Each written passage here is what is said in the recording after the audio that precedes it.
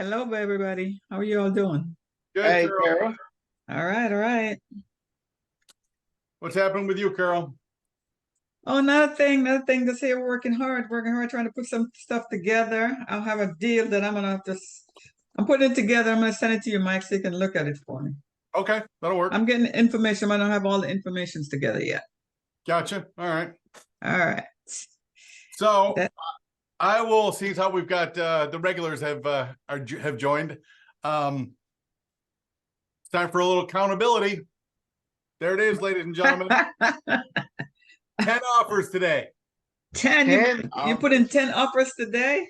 10 offers today. All right. So And you now should I got my system. Boom, boom, boom, boom, boom. okay. I go Did you out. put in an offer in Georgia? What? Did you put any offers in Georgia? No, I did that last week. Okay. Let's see. Hang on. All right. Yeah, I did Atlanta last week on the 7th. Okay. I was working the phones on over the weekend and I found a wholesaler in Macon, Georgia. Okay. Right. So I want to work with him, see what he can find down there for us for those Section 8. Oh yeah. Oh, Right. good. And the reason I say that is because I'm actually building a buyer's list of Section 8 owners. Okay, good. All right. So maybe we can definitely link up because you have more information on that than me. But yeah, I did make a contact with somebody down there that said they're buying Macon, and I told them what we were looking for. So I have to contact them again on tomorrow and see. Yeah. Okay. That being said, I got some bad news I got to cover with everybody. Okay. So I spoke to John Cruz for like an hour and a half. Right. Then I actually did an hour and a half, well, a 45-minute live interview, and then we spoke for another 45 minutes afterwards. And I actually went through the make and deal that he was going to fund. I mean, he's on video talking about it. And then when it came time to come up with the money, he ghosted me. What? How long has he been ghosting you? A week? Yeah. Oh, wow.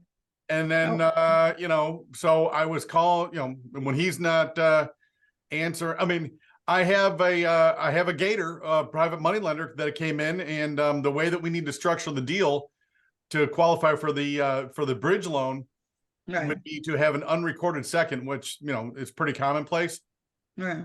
And John wasn't available, so we actually spoke to the managing director of his company. 45-minute meeting with this private money lender, and I spoke to him an hour after the meeting. He's like, "Oh yeah, everything's great. I'm going to speak to John. We'll get to you." No phone call. No phone call yet. I wonder if he's all right though. Like, hey, didn't hear from John. Nobody called me. Oh, we're going to meet in 15 minutes. Don't worry about it. We'll call you. No phone call. Next day, like, hey, what's going on?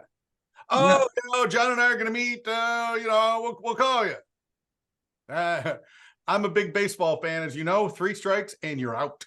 Yeah. Because that's unusual, though. I don't know. I wonder what happened, though. No, it's not unusual. There's a lot of scam artists.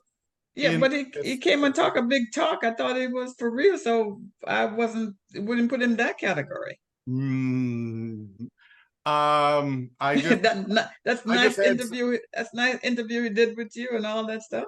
I just had somebody call me up a couple 2-3 hours ago who was given a title company that doesn't exist in Daytona. Whoa. Yep. I always check out them title company. No matter what they give me, I go online and check it myself. Yep.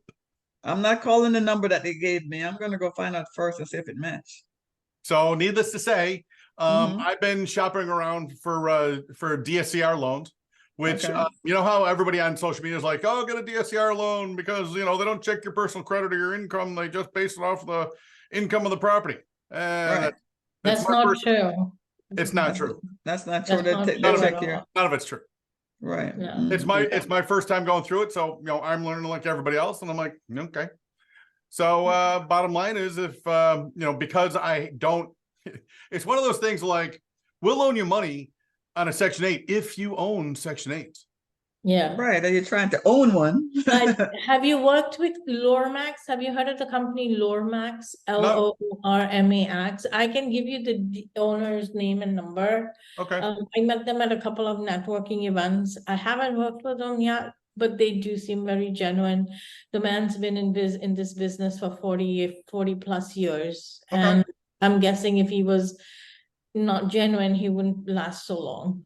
Yeah, Right. for 40 years, yeah.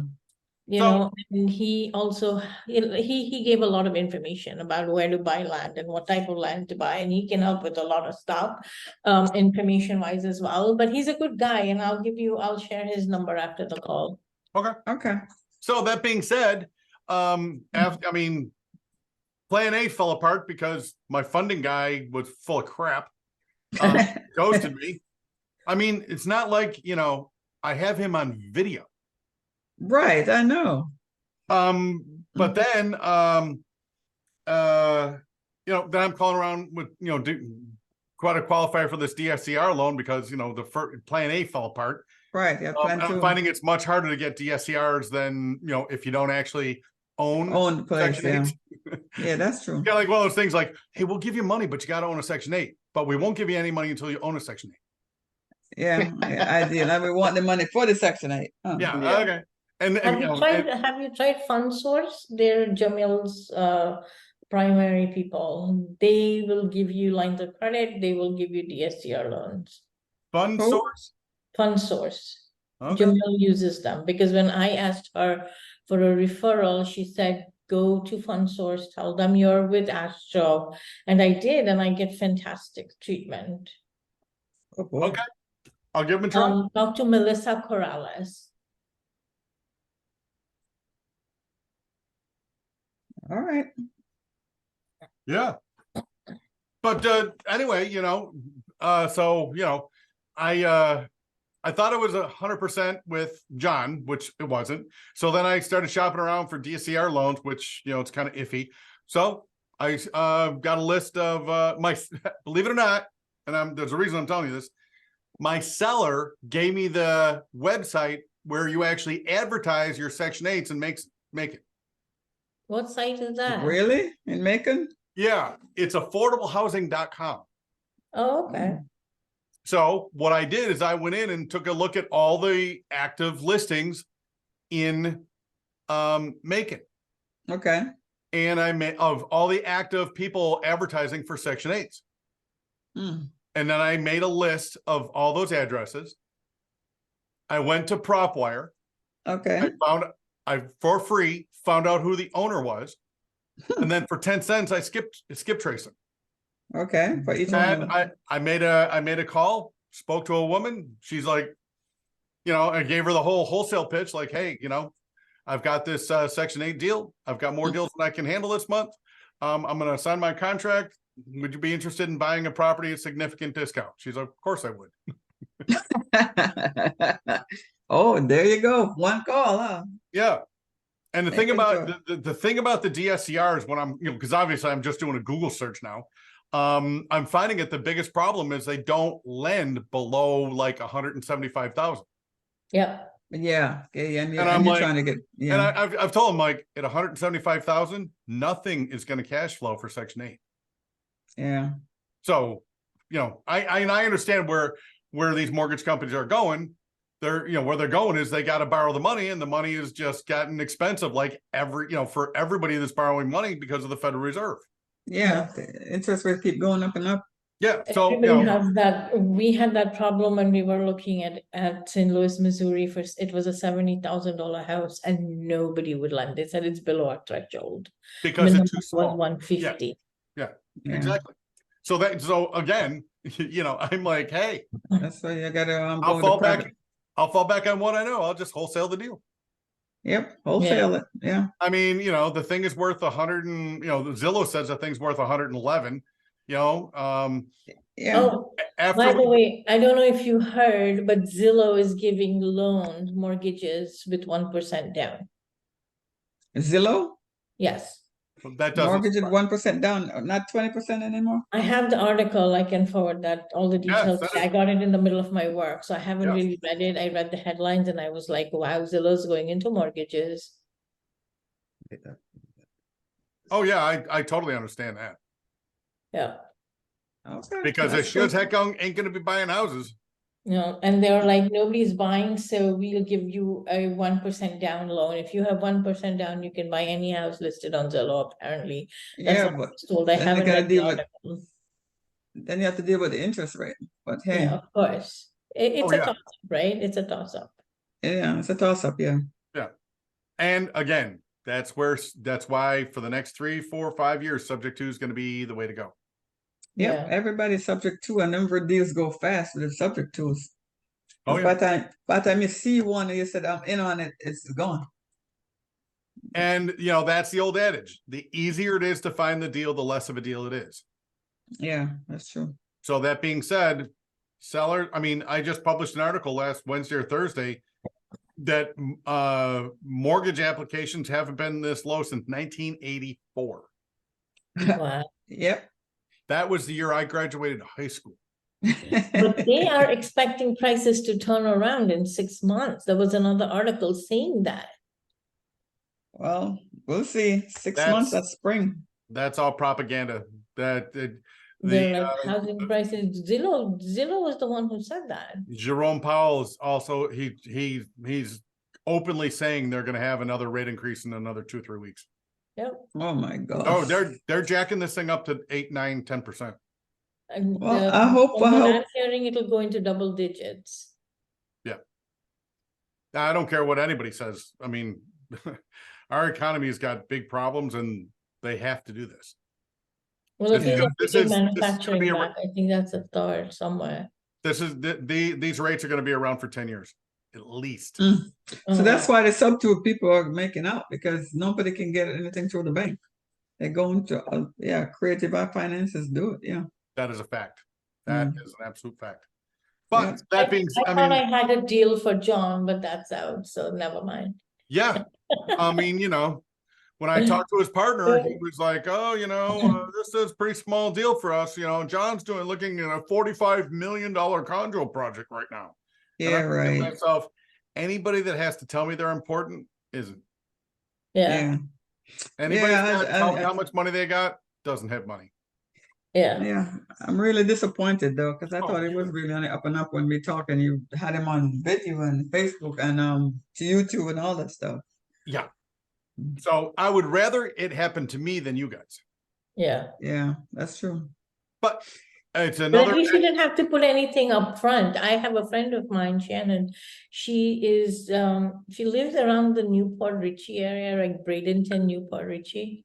And she got scammed where this guy told her you have to pay this fee, blah, blah, blah. And he took all the information from her. And then something happened and she's like, you know what, this doesn't sound right. And she told him that I am going to back out. And he said, well, you have to give me this much of a fee. Otherwise you can't back out because you signed this deal. You signed this contract with me. So she had to fork up $1,000 for nothing. Yeah. It's a scam. This business is Don't sign anything without reading the fine print. That's the lesson learned. Yeah. So anyway, I wanted to give you guys an update. So basically what it is I have a backup plan to my backup plan, which is wholesaling this. And what I'm doing is I'm just going to reach out to other Section 8 people that already own Section 8s in Macon and see if they want to add a screaming deal to their portfolio. Yep, and that's a screaming deal. So I'm sure somebody will jump on it. Absolutely. Hopefully, yeah. By the way, I want to give credit where credit is due. Guess where the EMD came from, folks? Where? That would be you, Carol. Yeah, that was the EMD. Yeah. Yeah. So that's in place, and everything's moving right along. And one of the strategies, if I can get some DSCR, if I can get a loan on the property, then I'll go ahead and buy it myself. And if not, I'll just wholesale. Yeah. At least you have 2 exit plan right there. Absolutely. And the point of the matter is always have 2 exit plans for whatever deal you're doing. Well, whatever it is, yeah, always have whatever 2. deal you're doing. Exactly. I make sure they're solid. So yeah. Now I want to give you guys an update on my Nightmare Chicago deal. Okay. We were supposed to close last Friday. And in Calumet City, Illinois, any sale has to be there has to be a town inspector go look at the property before the town will allow you to transfer the deed. What? Yeah, somehow magically the seller, who's a realtor, forgot that. Oh God, the How can realtor you forget forgot. that? Isn't Oh, that it, like an it important gets better. step? Oh, it gets better. Hmm. The day, all right, so we're supposed to close last Friday. Right. The day before closing, my buyer's Pace Morby trained transaction coordinator says all of a sudden now she has paperwork and has to speak directly with the seller. The day before. The day before closing, we've been under contract with the buyer for 2 months. And I wonder if they just got the transactor overnight or something that didn't know what they're doing. So anyway, she sends me this email and I'm like, any community, now she doesn't know that this is a difficult seller. All right. Right. And I'm going to give you more detail, but, so anyway, this transaction coordinator, and I'm like, no, all funds, all paperwork goes through the title company. Exactly. All right. This woman calls me up Friday morning and says, I sent you an email and you didn't bother to respond to it. That's how I answered. That's how I answered the phone. Mhm. Like, no, I did answer your email and all paperwork and all funds have to go through the title company. Well, that's not how we traditionally do it. And I said, well, that's how we're doing this one. Exactly. And she said, well, I don't like that. And I don't like the way you talk about my company. I mean, this is the one who had the inexperienced transaction coordinator who, when we started this whole process, called me up and told me that the title company that I use all the time doesn't do subject to deals. Mm.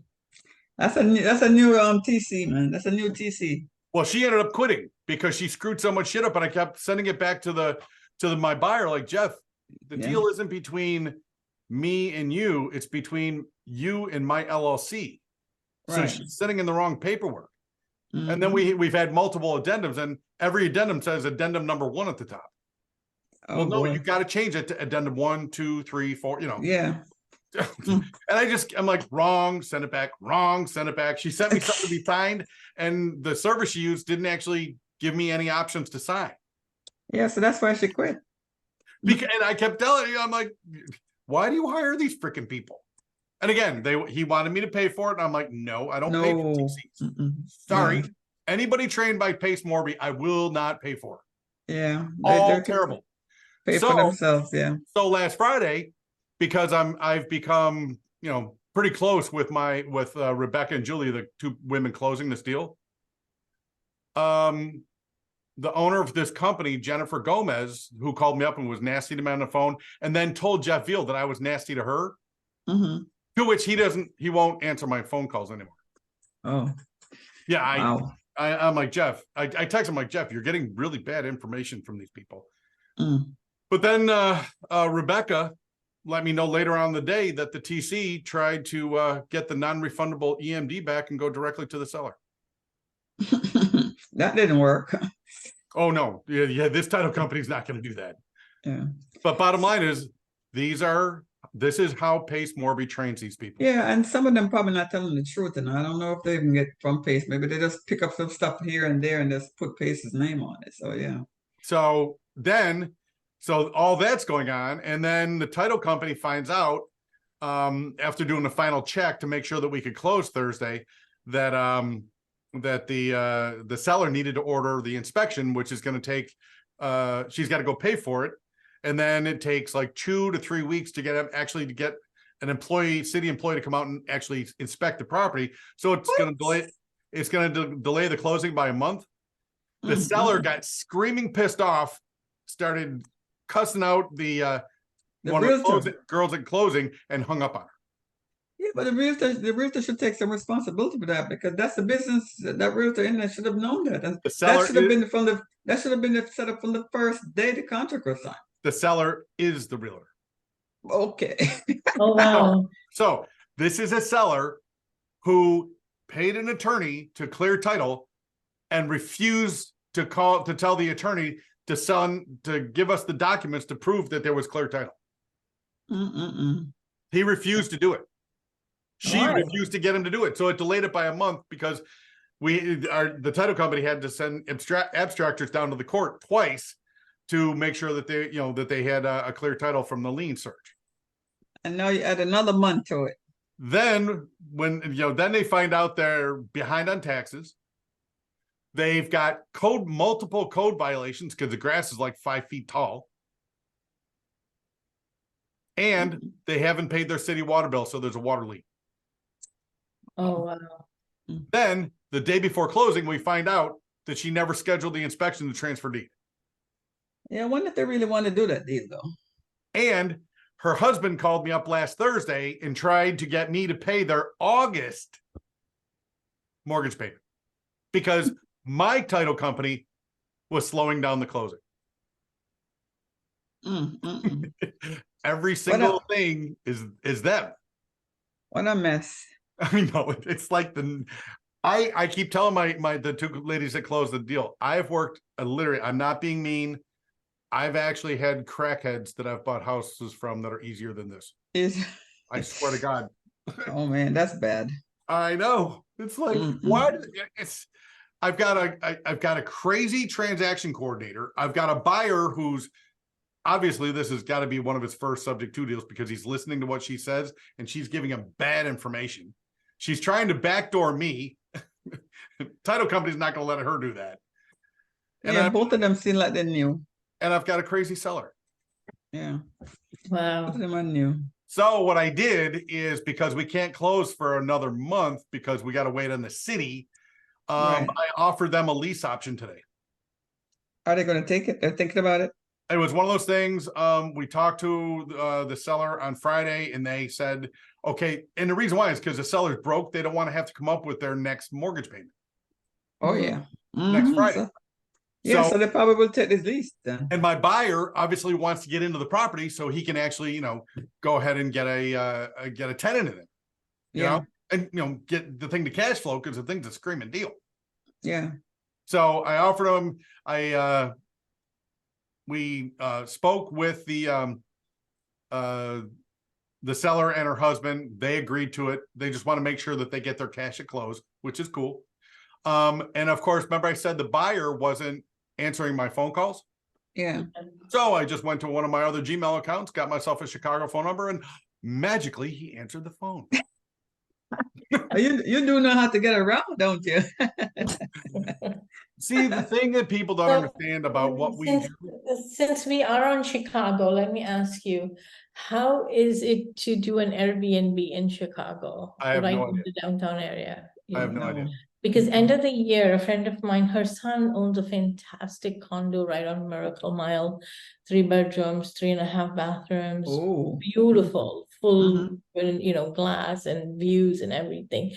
He's moving to New York by the end of the year. And he was like, I'll give the apartment to you guys to Airbnb it. And then we can just split whatever we get out of it. So my friend's like, do you want to do this with me? I have no idea how to. I'm like, sure.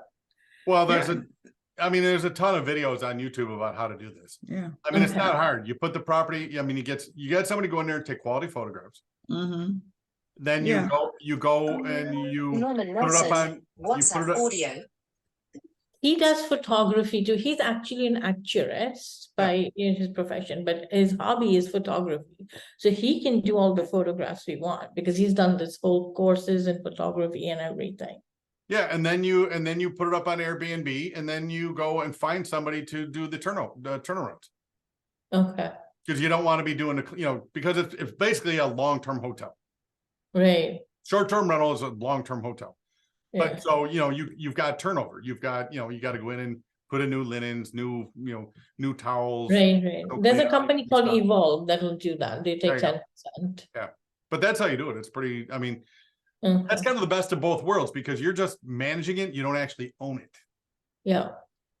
So that's a pretty good deal, I think. Yeah, and it's downtown Chicago. It's got it's on the lake. It's got views of the lake. But the only thing you got to worry about with those blue states is they might not allow Airbnbs, or that you might have to get a special permit or something. I know. There's all kinds of that's what crazy happened regulations. In New York is going crazy. Yeah, and I don't know it. It's not my wheelhouse. I don't own any Airbnbs. I don't know anything about it. Okay. But so anyway, Chicago. So hopefully, you know,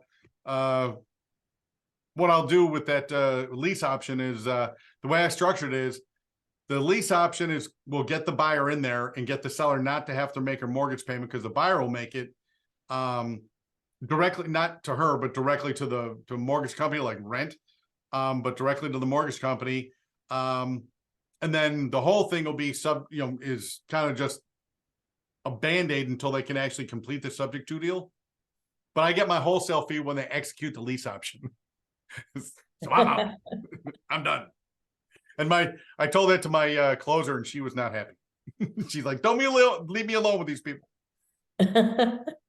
So anyway, that's making that Chicago, and then my marathon probate deal in Bartow, Florida.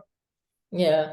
I told you guys that I had the lawyers from hell. Yeah. Well, I called the lawyer's office that the seller hired every day for 7 days. Thursday, Friday, Monday, Tuesday, Wednesday, Thursday, Friday. By Friday, they finally got me on the phone with their senior paralegal. Yeah. He's been awesome. The partition got filed on Monday, and partition got filed on Friday. The summons has been sent up to the sheriff of Annapolis County, where this woman lives. So she's being served this week. Okay. So this wholesale deal, which I have a $29,000 assignment fee tied up in this thing. Wow. That should have closed a year ago, is eventually going to come to an end. Because what's going to end up happening is this woman, she refuses to acknowledge anybody and to transfer the deed. We need her to sign the deed. So the judge is going to say, you got to show up here in Polk County. The woman lives in Maryland. And if she doesn't show up, she's going to forfeit her rights. Boom, done. Oh, that's good. Okay. Yeah. But people just don't understand what we as investors go through. It's not like, the deals where people are like, oh, I got this under contract, 5 minutes later, I got a buyer, and I got this $30,000 check 2 weeks later. That is so rare. They always come with problems, and you got to be in this thing for the long haul. You got to care about your sellers. You got to go the extra mile. You got to listen to them whine and bitch and complain and cry and all the other stuff that they do. And you got to be able to sit back and then think, how do I solve this problem? Yeah, I've got one right here in San Antonio. I just connected with this lady 2 days before they're supposed to close. The buyer ghosted them. Ghosted them. Yep. So they got the deal. They've been in this deal for like 6 weeks, almost 2 months, working this out. And then 2 days before it closed, the buyer just disappeared. Do what Mike did. Yeah. So what the good thing is that these people are very resourceful. She's a broker, real estate broker, and her husband's a general contractor, and they fix and flip before. So that's going to be their exit. Okay. All right there, Joe, now that you're talking, how many offers did you get out today, sir? Today I got 3. Nice. I've been working on closing my first Gator deal. All right. And so it's like you said, you better be in this for the long game because there's going to be challenges. Yeah. So, but yeah, we're getting it done, and just to throw it out there right now, I found out yesterday I'm working with an investor who is about to start a oh gosh, what is he starting? He's starting a I wrote it down and then I forget it. A private equity fund. Oh wow. Yeah. So he's already got the paperwork started and he's bringing in investors, and so whenever he gets it up and running, we got somewhere to borrow money. That's a good thing. That's a good thing to have. Yeah. If they're reliable. if they're reliable. So I know this guy very well, and I'm gonna do what I can, to help out. I'm gonna pitch in whatever I can pitch in, and I mean, this is the type of people that you need in your, in your Rolodex. You need to have somebody who puts stuff like this together. And this guy's ambitious, and he's ready. I mean, he just dropped it on me. He just said, "Yeah, oh yeah, I put the money together, and I'm getting this started now." Yeah. Wow. I mean, having a reliable private money lender that'll fund your acquisitions, and then having a reliable long-term funder like a community bank or something like that that's reliable, those are the number 4 and number 5 on your team. Somebody that gets what we do. Yeah, he gets it. He does land a lot, and but if I know you've read it because you've quoted it before, so you have the quadrants, and doing land, you're self-employed. Yep, that's right. And so he's trying to get to the right-hand side of the quadrant. Yeah. So what he's probably looking to do next is hire somebody to go out and find deals. Yeah. And I'll be perfectly transparent with y'all, is once I get one of these deals to close, that I am hiring somebody from PropWare. If I would have closed last Friday, I'd been interviewing today. What are you going to hire them to do? Phone calls. Yep, phone calls. More phone calls, the better. For example, remember I told you guys that I've got a realtor in Orlando who gets it. And she went into the MLS. She has the ability to send up searches so that every time a property expires, so the realtor can't sell it, I get an email notification. Well, she called me up last Thursday and she's like, PropWire? what's that? This is Privy or PropWire? No, it's the MLS. Oh, the MLS. Yeah, and that's what I'm saying. You got to find a realtor that you can become friends with who gets what we do. Right. And then have them set up a search for you so that every listing that expires, you get an email. Well, when you call up that seller, see, the problem with going direct to seller for the last 5 or 6 years, they're like, I'm just going to give it to a realtor. They give it to the realtor, and the realtor puts it on my MLS, and 3 hours later, they got 12 offers. Those days are over. That ain't happening anymore. So now, when a realtor gets under contract, when it goes to 100 days, that's when I start marketing to them. That's what I'm doing. That's what I'm doing every day. That's what this list is right here. That's the 100-day list. Yeah. Well, on a 180-day, on a 180-day listing, they're better than halfway before they're going, before the listing is going to expire. So when you call up expired listings, now the seller can't go, oh, I'm just going to give it to a realtor. They've already given it to a realtor and it hasn't sold. Now, if they've got any time pressure whatsoever, you're going, hey, listen, I saw that your property didn't sell. I'd love to buy it. Right. So does this realtor have to be in the same market, or can they be anywhere? Now, they've got to be a member of the local MLS. So if you're looking in Tampa, they have to be of Tampa, or is it statewide? I think they're all tied together. She set me up with just the ones around here. Okay. So she set me up with everything. Be honest with you, she set me up with everything between Daytona and Tampa. But she's in Orlando herself, so it would probably And that's be why she was able to do that. She's in Orlando. Yes, it would be per state. So if I want New Jersey, I'd have to find a realtor in New Jersey. If I want Florida, I have to find a realtor in Florida. The realtor in New Jersey can't set me up in Florida. But I don't know that she could set me up with the ones from like Miami. Okay. Or Jacksonville, or Tallahassee. Okay. But because she's in Orlando, and Orlando's smack in the middle, she goes out to Daytona along I-4, or she goes down to Tampa along I-4. Yeah. But I don't know. I mean, Florida's very narrow, very long. So that might be an anomaly. And I didn't ask her about Miami and Jacksonville and Tallahassee. Right. So Because I know somebody in Tampa area. I have a realtor in Tampa area, and we've been talking and working together. I've met up with her. My partner met up with her too. And she's really nice. So she'll do something like that for me. I just don't know if she can do New Jersey as well, or if she would only have to do Tampa, like, that kind of thing.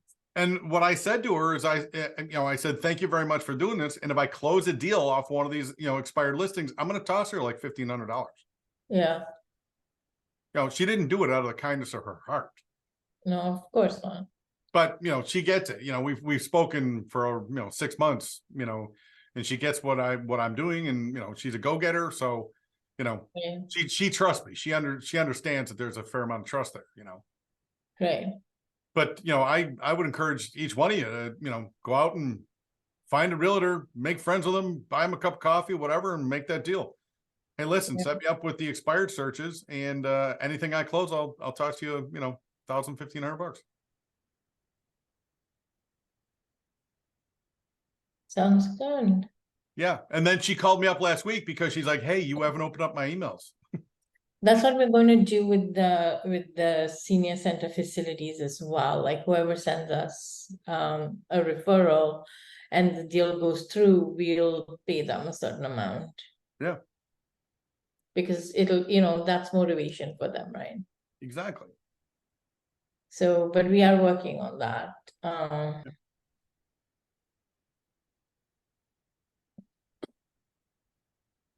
So speaking of that, Farah, now that you're talking, how many offers did you get out today? Today I got out 0, but yesterday I got out 5. And for the whole week, I've got out about 18. So I'm very proud of myself.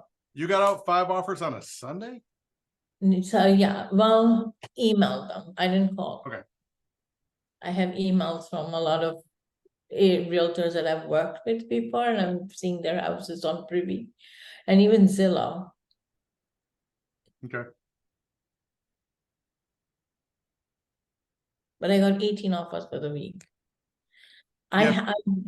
For me, the best time to do it is Saturday, Sunday, because I'm not on my full-time job. And again, the goal is 5 a day, so Yeah. that we hit 25 a week. So we hit 100 a month. Yeah. If you miss 2 days during a week and you make it up on Saturday and Sunday, well, that's still, 25 Yeah. a week. So I email them, like I can find their email address and I'll email them. Yeah. Because that works for me. Otherwise it becomes a little tedious during the week to do so many. Yeah, it is tedious. So yeah. And plus I'm working on the senior center thing. We're putting up a website and stuff. So that takes up time as well. Yeah. Plus my full-time day job right now. Nice. So you got anything else going on? And let me ask you a question. Has anybody closed the deal yet? No. Okay. I want to start putting that in emails, like deal's done. That's motivation. That would be motivation. Yeah. But next month, I was going to hire the prop buyer this month, but this month financially, I was out of work for a while because of health reasons. So next month is more viable for me, but I'm gonna start with the acquisitions team and prop buyer. Yeah. Yeah. As soon And as I they get, can make the calls. I'm gonna hire them part-time to start, 5 hours a day. And I'll have the VA do 2.5 hours of property finding, 2.5 hours of calls a day. Yeah. So she finds the lead, she makes the call right away. It's not going to be prolonged. Yeah. Because at the end of the day, like we're, talking about with Joe, we want to move from working in the business to working on the business. On the business, exactly. And I think that's a good way, especially for me with so much going on. I don't have the time to sit down and actually start calling the property owners the way they should be called, that of the amount that we have to put out in finding and calling and stuff like that. So for me, a VA just makes more sense. Yeah. And following up. Yeah. I was just thinking about, it's time. I do my follow-up, once a month. It's time for me to get into my my podio and do the follow-up phone calls. So when you say follow-up, it's for the realtors, right? Could be realtors, could be direct to seller. You know. Okay. 2 months ago, I started calling around trying to buy a coin-operated laundry, which has become far more difficult than I thought. Yeah, because they don't have any receipts. No, I can't find anybody who wants to sell one. Oh, wow, okay. Yeah, I've called over 200 business owners and after I call them, I sent them a letter. And it was crazy. Like the first week I found 3 and then nothing after that. Wow, okay. And then one guy was like, oh yeah, I want to sell, but I've got to talk to my brother-in-law. And then when he talked to his brother-in-law, he's like, oh no, we're not selling. What about BizQuest? Can't you find any on BizQuest? When you're trying to buy a business, you're still dealing with a realtor. Yep. It's a commercial realtor, and they're no better than residential realtors. So I didn't say they were better, but at least they have what you're looking for. well, Dennis Sylvan over the weekend sent me a small apartment building in Tucson, Arizona. My alma mater, by the way. I sent a response to the realtor and said, you know, of course, I sent him an email, and I said I'm interested in making an offer on the property, and he sent me a mortgage application. Oh, wow. I said, hold a second. Yeah, exactly. I'm like, no, I want to make an offer on the property. You sent me a mortgage application with all the mortgage information. I need a 12-month trailing P&L. Yeah. So then what he gave me gives me the total income. And then some of the expenses are monthly and some are annual. Annually. Yeah. I got that too on this property that I was going to talk to you about for John. Well, see, that's the thing. That's the thing. A realtor should know what a 12-month trailing P&L is. Yeah, but they don't give it to you. I have a guy, Andrew. Exactly. You should send me, they should send me that so that I can actually see, okay, are you telling me that you have 100% occupancy on this, on this P&L? They just show me the total. It means they've got 100% occupancy. Yeah. Well, if that's the case, okay, fine. I don't think it is, but if that's the case, okay, fine. What that tells me is the rents are way too low. Right. You should have 3 to 5% occupancy if your rates are up where they should be at market rate. So that being said, I don't know right now if it's bad accounting, owner's trying to hide something, or owner doesn't know what he's doing. But you know something, people do buy, because like I said, there's this guy, Andrew Cutrona. He's out of Florida, St. Petersburg, I think, Tampa, St. Petersburg. He'll send you houses, and they're really good properties. Like he sent one now. This one is a retail marina in Sarasota. Gorgeous property and everything, but he gives you no information. And that's what I'm saying is, so when you say, can you find stuff on these realtor websites, like LoopNet and all that other stuff? The commercial realtors are just as bad as the residential. Yeah. I've had Transworld is like, oh, you want a 12-month trailing P&L? You've got to put up the $45,000 EMD. Yep. That's what one guy told me. You want me to put up the $45,000 EMD without me actually determining if it's a deal or not? No, not going to do it. Yeah. I mean, they just come up with these dumb. I've been talking to one guy out of Georgia, and he did that with me too. Yeah, I'm like, I'm not putting up an EMD until we negotiate the contract. Yeah. Because everything's negotiable, especially in commercial. But the thing about it is, I can't put in an offer if I don't have accurate numbers. Yeah. And I've had so many of those realtors ghost me because they don't have the numbers. I had a guy 6 months ago, a realtor that I asked for the 12-month trailing P&L, and the owner's like, oh, well, we were in COVID, so this is what we should have brought in. Yeah. Well, no, that's not what you brought in. You don't base the value of the property on what you should have brought in. You base the value of the property on what you actually brought in. And then there are people who will buy on that, based on that. And then the realtor ghosted. I mean, you almost think they're like looking for the next idiot. You know what I mean? Yeah. Like, And they find one usually. yeah, unfortunately, yeah. But that's the thing is that's why it's always better to go directly to the seller. It's what I like about expired listings, pre-foreclosures. I like the pre-foreclosures, but obviously they're in a bad emotional spot because they're financially stressed. Yeah. But I like going direct to seller, and every time it's part of how I do commercial is if they send me an EMD that says that I can't talk to the seller, I scratch that out. Like, no, I always talk directly to seller. And Mr. Realtor, if you want to make money on this deal, stand over there and shut up. Right. I've been doing this longer than you. I actually own stuff. I actually saw Pace Morby did a TikTok maybe an hour ago where he said, if you're a realtor, you're not in real estate. If you're a transaction coordinator, you're not in real estate. If you're a notary, you're not in real estate. If you buy real estate and you put your name on the bottom line, now you're in real estate. They're all service providers. Right. That is not in real estate. That's around real estate, but unless you sign on the dotted line where you're the owner, that's when you're in real estate.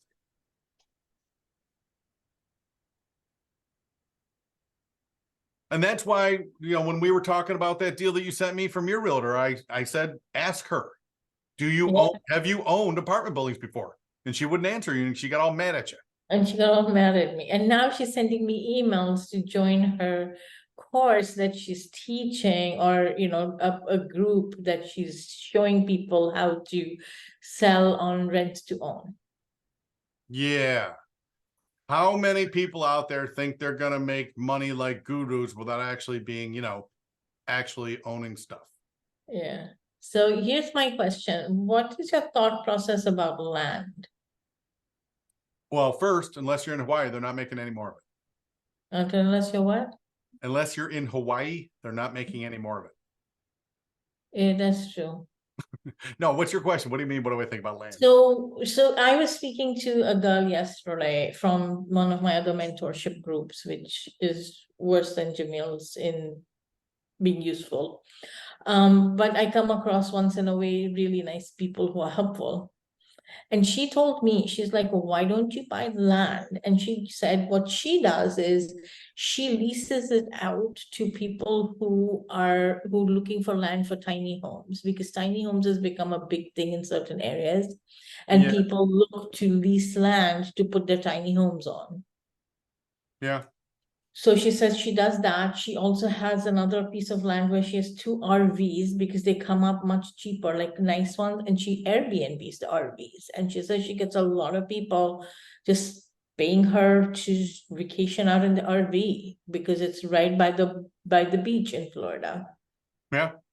So I was wondering if this is really feasible and what your thoughts were on something like that. I would say, before you start investing in stuff, make sure you got $100,000 in cash in your checking account. In land, you mean? Anything. Okay. And the thing about land is, land can become very unpopular very quickly. Okay. So in other words, we get another Fed interest rate, and all of a sudden the builders stop building, which will happen because nobody's buying them. Right, All of a and sudden- that's where All it of a is sudden nobody headed. wants land. Yeah, that's where it's headed. I And know. then if it's not agricultural, you've got a pretty stiff property tax bill every month, or not every month, every year. Oh, okay. So, that's what I'm saying is, before you get into buying something that's a liability, Yeah. land is a liability. All right. Okay. Because it doesn't put money in your pocket. There's no way for land to create revenue for you. Right. I'm talking about raw land. Now, if you're going to start, putting a tiny home on it, or you're going to put an RV park on it or something like that, with, charge, that's cash flowing, that's different.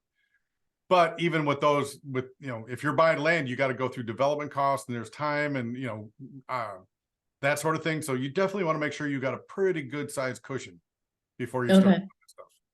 Okay. That's what I'd say. No, that makes sense because, we were just, throwing ideas and of what she does and how she does it. And she's making good money. She's stopped working. It doesn't take her more than a few hours a week to find the land. And, she's like, it's really good. I go to the lake every other weekend and I can afford it. So it was like, might be something to think about. But you see what she said? I can afford it. Yeah, You don't know what her finances are. no, I mean, if you're sitting on an extra $250,000 and got nothing to do, well, the stock market is not going to look good for a while either. right. So, but that's literally parking money. So, I think you would be, in my personal opinion, you're better off buying income streams or Okay, creating income streams, great. as opposed to wanting to buy raw land and then wait for the appreciation. Okay, Especially over the next 10 years, appreciation could slow to a crawl or even go backwards. right. But income streams are a different story. That's why Yep. you always hear me talking about apartment buildings, coin-operated laundry, or self-storage. Oh, what? Self-storage. I have a Self-storage. friend of well, he's not a friend. I know him through a personal friend. He's out buying storages, and he said if anybody wants to talk about it or is interested in buying any, give me a call. And I'm like, yeah, I don't know if I want to do self-storage. Pass the name along to me. Okay, I will talk to him and see. I'll share his information then. I'm in a unique situation. I'm in Florida. Everybody wants to live in Florida, and everybody that moves to Florida wants to buy a boat, and they don't realize that most municipalities will not let you keep it in the driveway. So guess what they got to have? Self-storage. Right. See, here in New Jersey, it's nothing in demand, it's only for people who are moving or people who are downsizing. So I Yeah, don't know. and given the weather up there, you can use your boat from what? May until beginning part of September, and then it's too cold. Yeah, if you're lucky, beginning of September, but usually mid-August. So it's basically Memorial to Labor Day, you use your boat. Florida, it's 24/7. Yeah. So, if you go by most of the self-storages around here, you're going to see RVs and boats. Right. But yeah, if you got a guy that's actively investing in self-storage, I love that model. Okay, I will call him and I will talk to him. Apartments, because people have to have a place to live. Yes, and that's my favorite kind of investment is an apartment building. And the one that I was looking at right now is actually a good deal. I just have to find somebody who'll fund it for me. No. Coin-operated laundry, because I don't care if the world falls apart, people will still wash their clothes. But don't a lot of them have washer dryers in home now? Not necessarily. Okay. Not necessarily. My girlfriend's daughter, she's got her first apartment. She's 30 years old, got her first apartment, living above somebody's garage, and they don't let her use the They don't let her washer. use the washer dryer, yeah. So she's got to take her laundry to her grandmother's house. Don't Right. even get me started. Don't even get me started.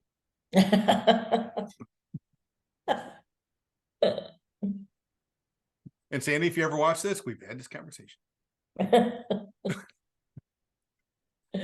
But no, yeah, she if she didn't take it to her grandmother's house, she'd have to go to a coin-operated laundry. You have to go to, I mean, that's true. Yeah. So the location should be close to a university or something like that. Yeah. Right? Oh, for me, I'll buy anything anywhere. But like Sandy and my girlfriend Sandy and I go out line dancing on Friday nights. And Right. the bar that we go to is in a strip mall. And every time I'm leaving to go home, we're coming out of the bar, say 9:30, 10 o'clock, when all the kids are starting to show up and the line dancing is done. And I drive by this coin-operated laundry and there's 7 or 8 people in there every Friday night at 10 o'clock. Yeah. But that has to be the location, right? That's what it is. Because you And can have yes, operated laundry that stay vacant. I have contacted that owner. The owner said he doesn't want to sell. I sent him a letter. Yeah. Of course he doesn't want to sell. He's got 7, 8 people all the time in there. At 10 o'clock on a Friday night. Yeah. Think about it. Yeah. So that being said, the thing about businesses is you can't think about it like you use it or you would use it. Right. You have to understand who your customer is. And believe it or not, there's a lot of brand spanking new people to this country that have never seen a coin operated laundry. Wow, okay. Well, I hadn't seen one when I came in either. But then it doesn't matter because I hadn't seen a washing machine either. We had helpers to use the machines and everything, so we never saw them. See, I live in a very rural part of, believe it or not, Polk County, Lakeland is a very agricultural county in Florida. And we have to pick the strawberries and, all the different things that we grow in Polk County. That's a lot of migrant labor. Right. And a lot of those migrants, obviously are from other countries. Right. And, coin operated laundry. I mean, they're living like kings, you know what I mean? Yeah.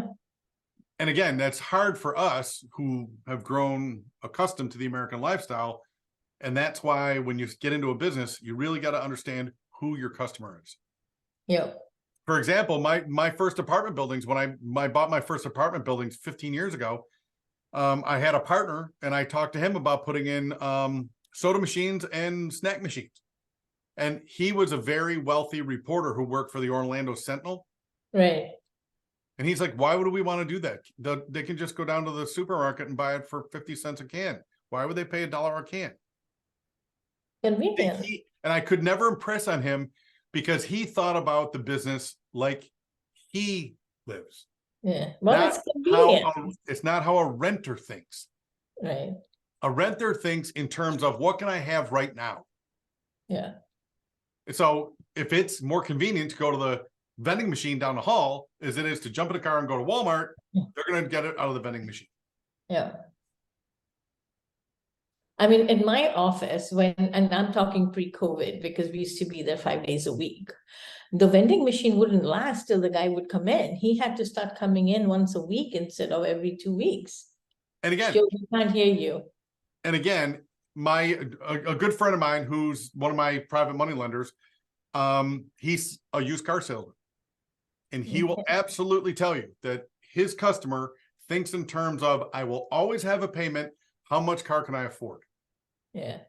They don't think about buying an asset and then having that asset appreciate. They're in the, I'm going to always have a payment every month. So how much car can I get for the amount of payment that I have? Right. It's a different mental picture. Yeah. Now me, every vehicle I have ever bought, I went in and wrote a check. Yeah. And people look at you like, who are you? And what are you doing on my planet? Because nobody does that. Yeah. But again, it's I knowing, have a friend who does that. knowing your customer. Yeah. So again, apartment buildings, people need a place to live, laundromats, because people are always going to wash their clothes no matter what happens to the economy, and self-storage. You only talk to your customer once a year and you bill them every month. Right.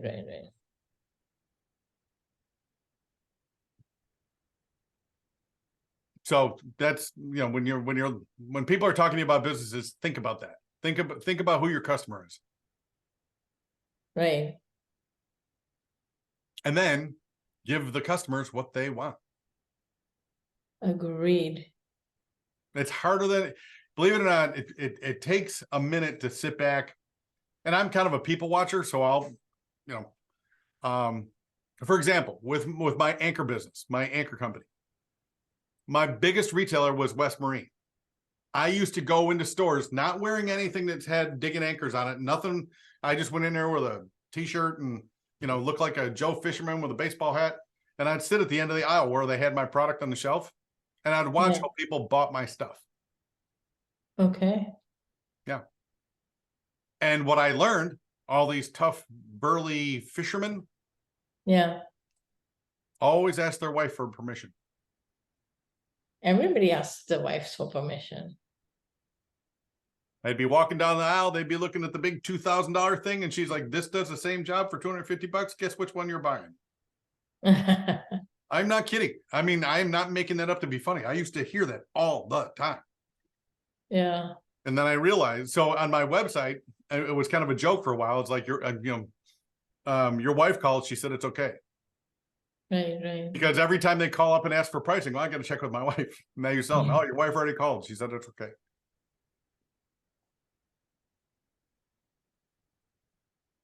But that's something that, any business that you have, sit back and Right. watch your customers. Yeah, no, I understand that.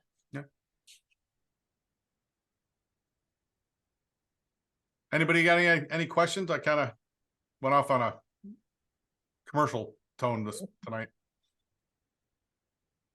How about Dennis Sylvan? He got anything going on?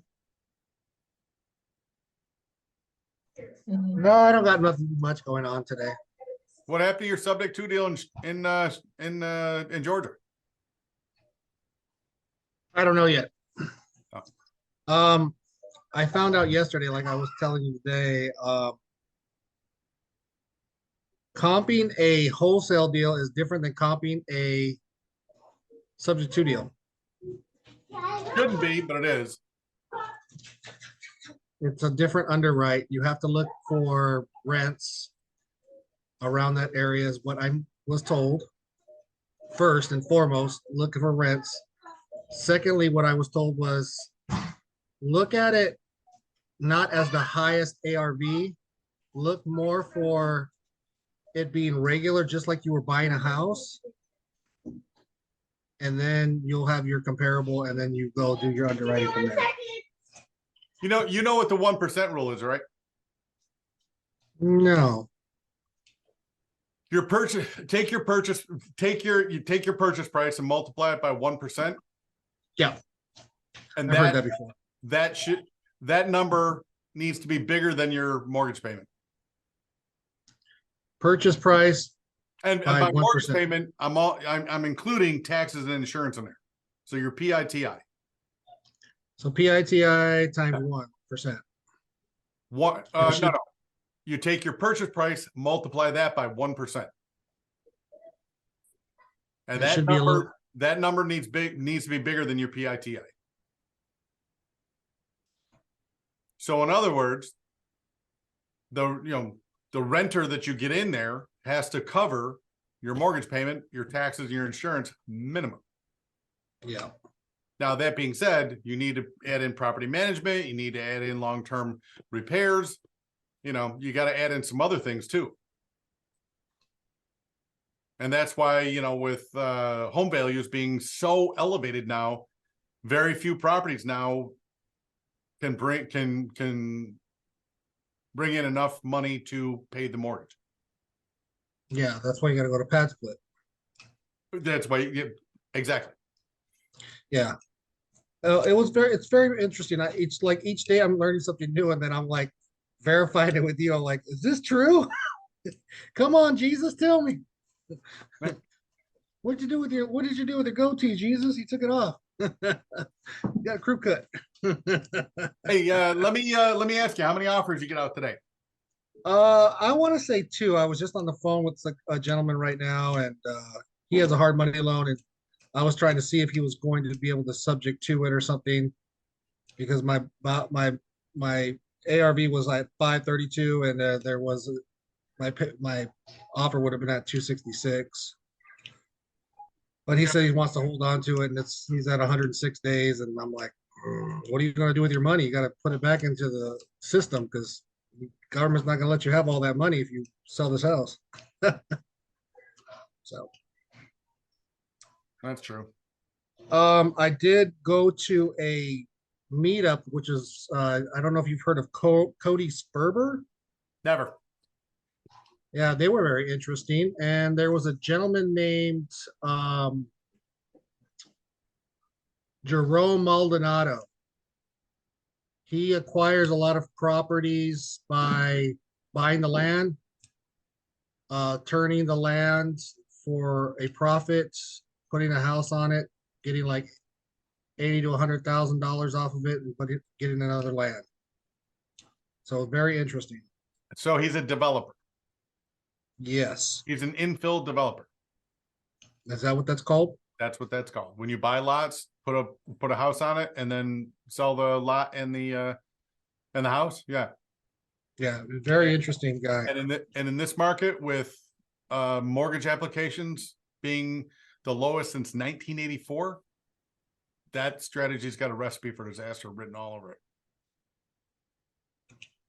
I mean, even in a good market, it's going to take you 6 months to build a house Yeah. between permitting, actual building, and marketing to get rid of the house. And that's in a good market. Yeah, I'll show you what he was talking about. Maybe I'm not explaining it pretty good, but yeah, it was very interesting on what he said because we were all talking, we were all wholesalers in there, and he's like, "Am I talking to any real estate developers here?" And they're like, "They're all wholesalers," and he's like, "Oh, okay." I mean, the only way you can, put a house in quickly is if it comes with wheels. Yep. And that's a whole different ball game too. Yeah. And when hurricanes show up, trust me, you do not want to be in one of those. No. For some reason, tornadoes find those things. I don't know how they do it, but they find them. That, what you said was very interesting that a lot of people are trying to move to Florida, but then you get those hurricanes and then most of those Floridians want to get out of there. They're like, I'm tired of this. Hang on, not Floridians. Floridians are like, yeah, whatever, another hurricane. No, it's the people that are new that have never been through one and they watch the TV, and the TV is more about entertainment than it is about science.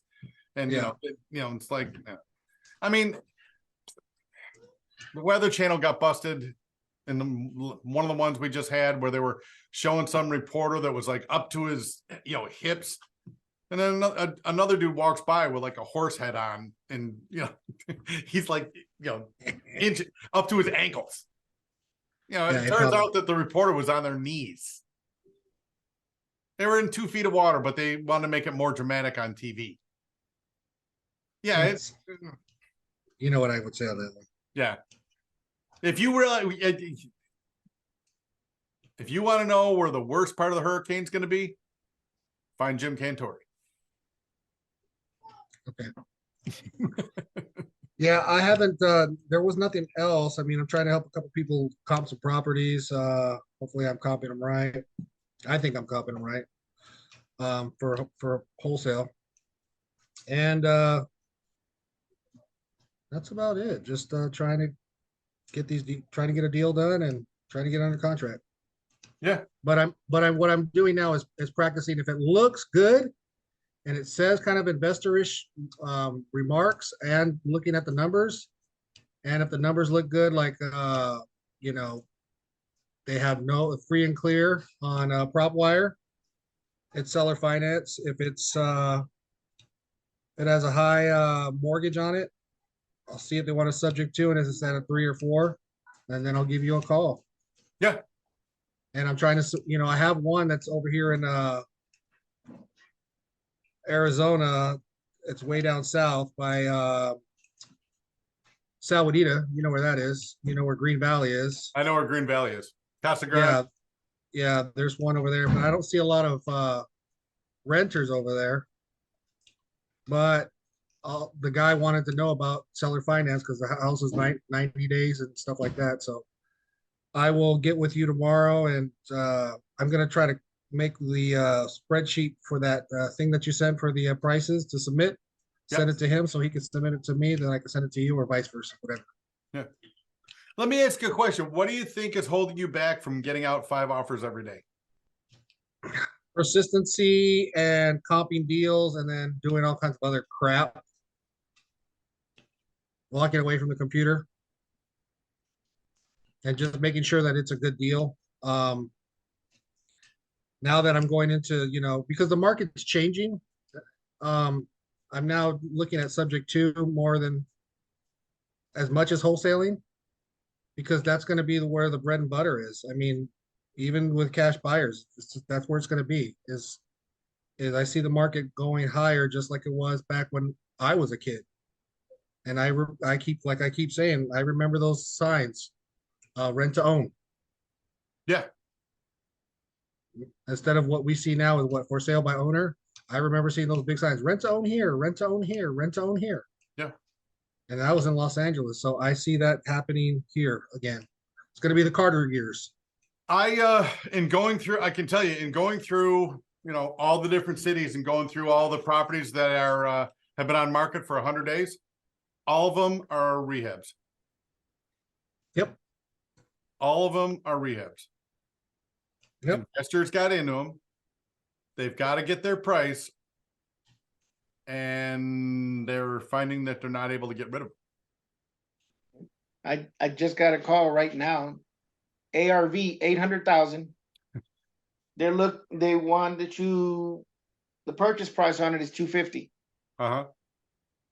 Oh, what? Yeah, it's 75 to 80%. The rehab is 75 to 80% done. I got a guy right now going in there to go look at it. The ARV is 800 grand and they're going to unload it for 250. Is that on a hard money loan? We don't know what type of funding we're going to use for that. You know, I am a gator, and so I've got access to funds here and there. And so we're gonna see what type of funding we can get. But yeah, it's I'm pretty much looking at a private money, no hard money. No, I was wondering if the gentleman that had it, the seller had it under a hard money loan. Well, I'm sure. Yeah, that's what I'm seeing a lot of here. Yeah. I'm gonna have a question. What city is the property located in? This one here, the one I just told you about? Yeah. San Antonio.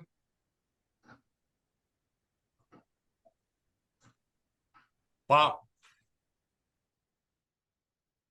All right, so you're working on the money side of this, right? I'm working on the money side of it. Because So- I wonder what the exit strategy is on that property. He said he wants, because that's the first thing I asked. I said, give me the purchase and sell and give me a good exit strategy, and I will look for funding for that. But he said that his exit strategy would probably be either sell it under the market price, or he's gonna refinance it and pay back the loan. You know what the median home price is in San Antonio? 325. 263. What is it? 263,747. Wow. So that $800,000 property is in the danger zone. Yeah, he's gonna be right on the. It's gonna be right on the line to pay back the loan. He's gonna be right there on the. I don't know if he'll be able to make money from it. And that's what I'm saying. His exit strategy is refining it. It could be. Who's gonna pay the mortgage on the $800,000 mortgage? True. Yeah. You might want to pad split it, and then because he's not done with the refi or the rehab on it, so You can't That's the only split that because it's 8,000 square foot. And that's gonna have an HOA. Yep. how about doing this? Can he do that what's that living assistance, because it's 8,000? The HOA probably will not allow that with an $800,000. $800,000 house is gonna be in a gated community with a HOA with people who love to enforce the rules. Yeah, pad split only works in C neighborhoods. Blue collar C neighborhoods. No HOAs. A B neighborhood's gonna have an HOA. A neighborhood's gonna have an anal HOA. I live in a double HOA. Sucks. There you go. I'm not kidding. Yeah, but that one concerns me, Joe. Yeah, I know. I said I would look, and we won't know until I get it. Yeah, I'm like you, Mike. I'm getting really good at this whole week, at going for the no. Going for the no. You can always go up. It's difficult to go down. Can be done, just hard. Right. Yeah, I've been doing that all week. Just go for the no. Somebody said, well, what about this? I'm like, well, my price is 3%. Yeah. And somebody said, well, I need that in 2 days. I said, well, that's a convenience loan. Yeah. That's 6%. Yeah. Yeah. So it better be a nice deal, because it's just tough. But to go to what you're talking about with Dennis, what I was asking him, what's preventing him from getting to 5 offers a day? you know, going for no, when you're going for no, that means you got to do a lot of volume. You got to do a lot of offers. Yeah, I have a guy right now. He's got 3 that I've submitted for funding, and then he's got a few more, you know. Yeah. And we went for it, and it didn't go through. You know, because it's just those it's tight. Even with private money, it's tight. Yeah, because the majority of private money is not people with money. It's people that's going out and borrowing money and then reloaning it and making the squeeze in the middle, which is what, you know, most mortgage brokers do. Yeah, and that's what I've got, you know, and I get approached all the time and say, hey, well, do you think you can squeeze me into one of your deals? And I'm like, yeah. And I said, most of the people that I'm working with, I can fund their deals within 2 or 3 days. Oh, it's going to take me longer than that to get mine from my line of credit. And I'm like, okay, so if I need something in 5 days, then I'll go ahead and reach out to you, you know. And then he's like, but I can't do more than 30 days because then I have to pay the fees. There you Yeah. go. Yeah. Yeah. So he's one of those quick turnaround guys. And I've got a bunch of those quick turnaround. I can loan you for 5 days. I can loan you for 2 weeks. You know, but once they have to pay that interest payment, you know, It eats up the profit. it eats at their profit. Yeah, it eats at their profit. And everything that I'm going for is we're gonna make sure that there's a cushion in there, but you know, I've got to find and they're out there. I'm coming across them. I had somebody offer me, I raised $900,000 last week in one day. Amazing, isn't it? Yeah, amazing. I talked to the guy and he goes, well, I like what you're doing. And I said, okay, you know, and he goes, I want to do that. I want to do that. And I said, okay, well, in order to do this, you need at least $300,000. He goes, oh, I got 3 times that. And I'm like, 3 times? He goes, yeah. And I said, perfect. Okay, well, then I'm going to add you to my list. And he goes, yeah, give me a call quick because I'm ready to loan. You did you ask him for proof of funds? I have not asked him for proof of funds yet. I would have thought you. Yeah, so but that's going to be the guys, you know, once I get everything and going, this is what I want. This is what I do. And like you say, Mike, all the time, and this is my new motto right here, go for the no. Could you please send me a credibility packet? You know, and you say that, and it's amazing how many people just disappear. Oh, You know, speaking of that, I actually have one of those from back in the day. it would be good to update it. Yeah. You know, and I could have it here. And whenever somebody comes, you know, because we were, you know, it just doesn't hurt to have something like that already presented. So if you go to someone and they say this, I'm like, look, the only thing you write across the top, because I've heard Pace say this many times over, 20 years experience. You don't need to see anything else after that. That guy's got 20 years of experience. Yeah. You know, so yeah. But it would be nice, you know, you have your liquidity there, you know, do you have the 20%? Do you have other projects you've worked on, other HUDs, you know? And that's where we're going. And like right now, somebody asked me, well, has he done this before? I said, I'm gonna send you a picture, and he's got like a closet full of HUDs. Yeah. So yeah, that's good enough credibility there. HUDs are cool. You know, it's even better. Testimonials from people you help with a house problem. Yeah. And Like- and I like you know, my- I'm gonna have to tell him to start doing that because he's working nonstop every day.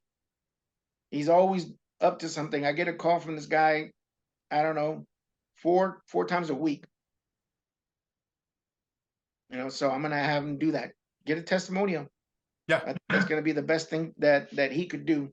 Yeah, I've got a bunch of testimonials myself in my credibility package, and I always, when I was doing pre-foreclosures and sub-twos and all that stuff, I'd hand them that. Like, you know, the first 4 pages was other people in their situation. And there you go. Yeah. You know, so it's given, you just gave me an idea for whenever I do this for someone, either a wholesaler or whoever. I want a video testimony. Yeah. I hope Carol heard that.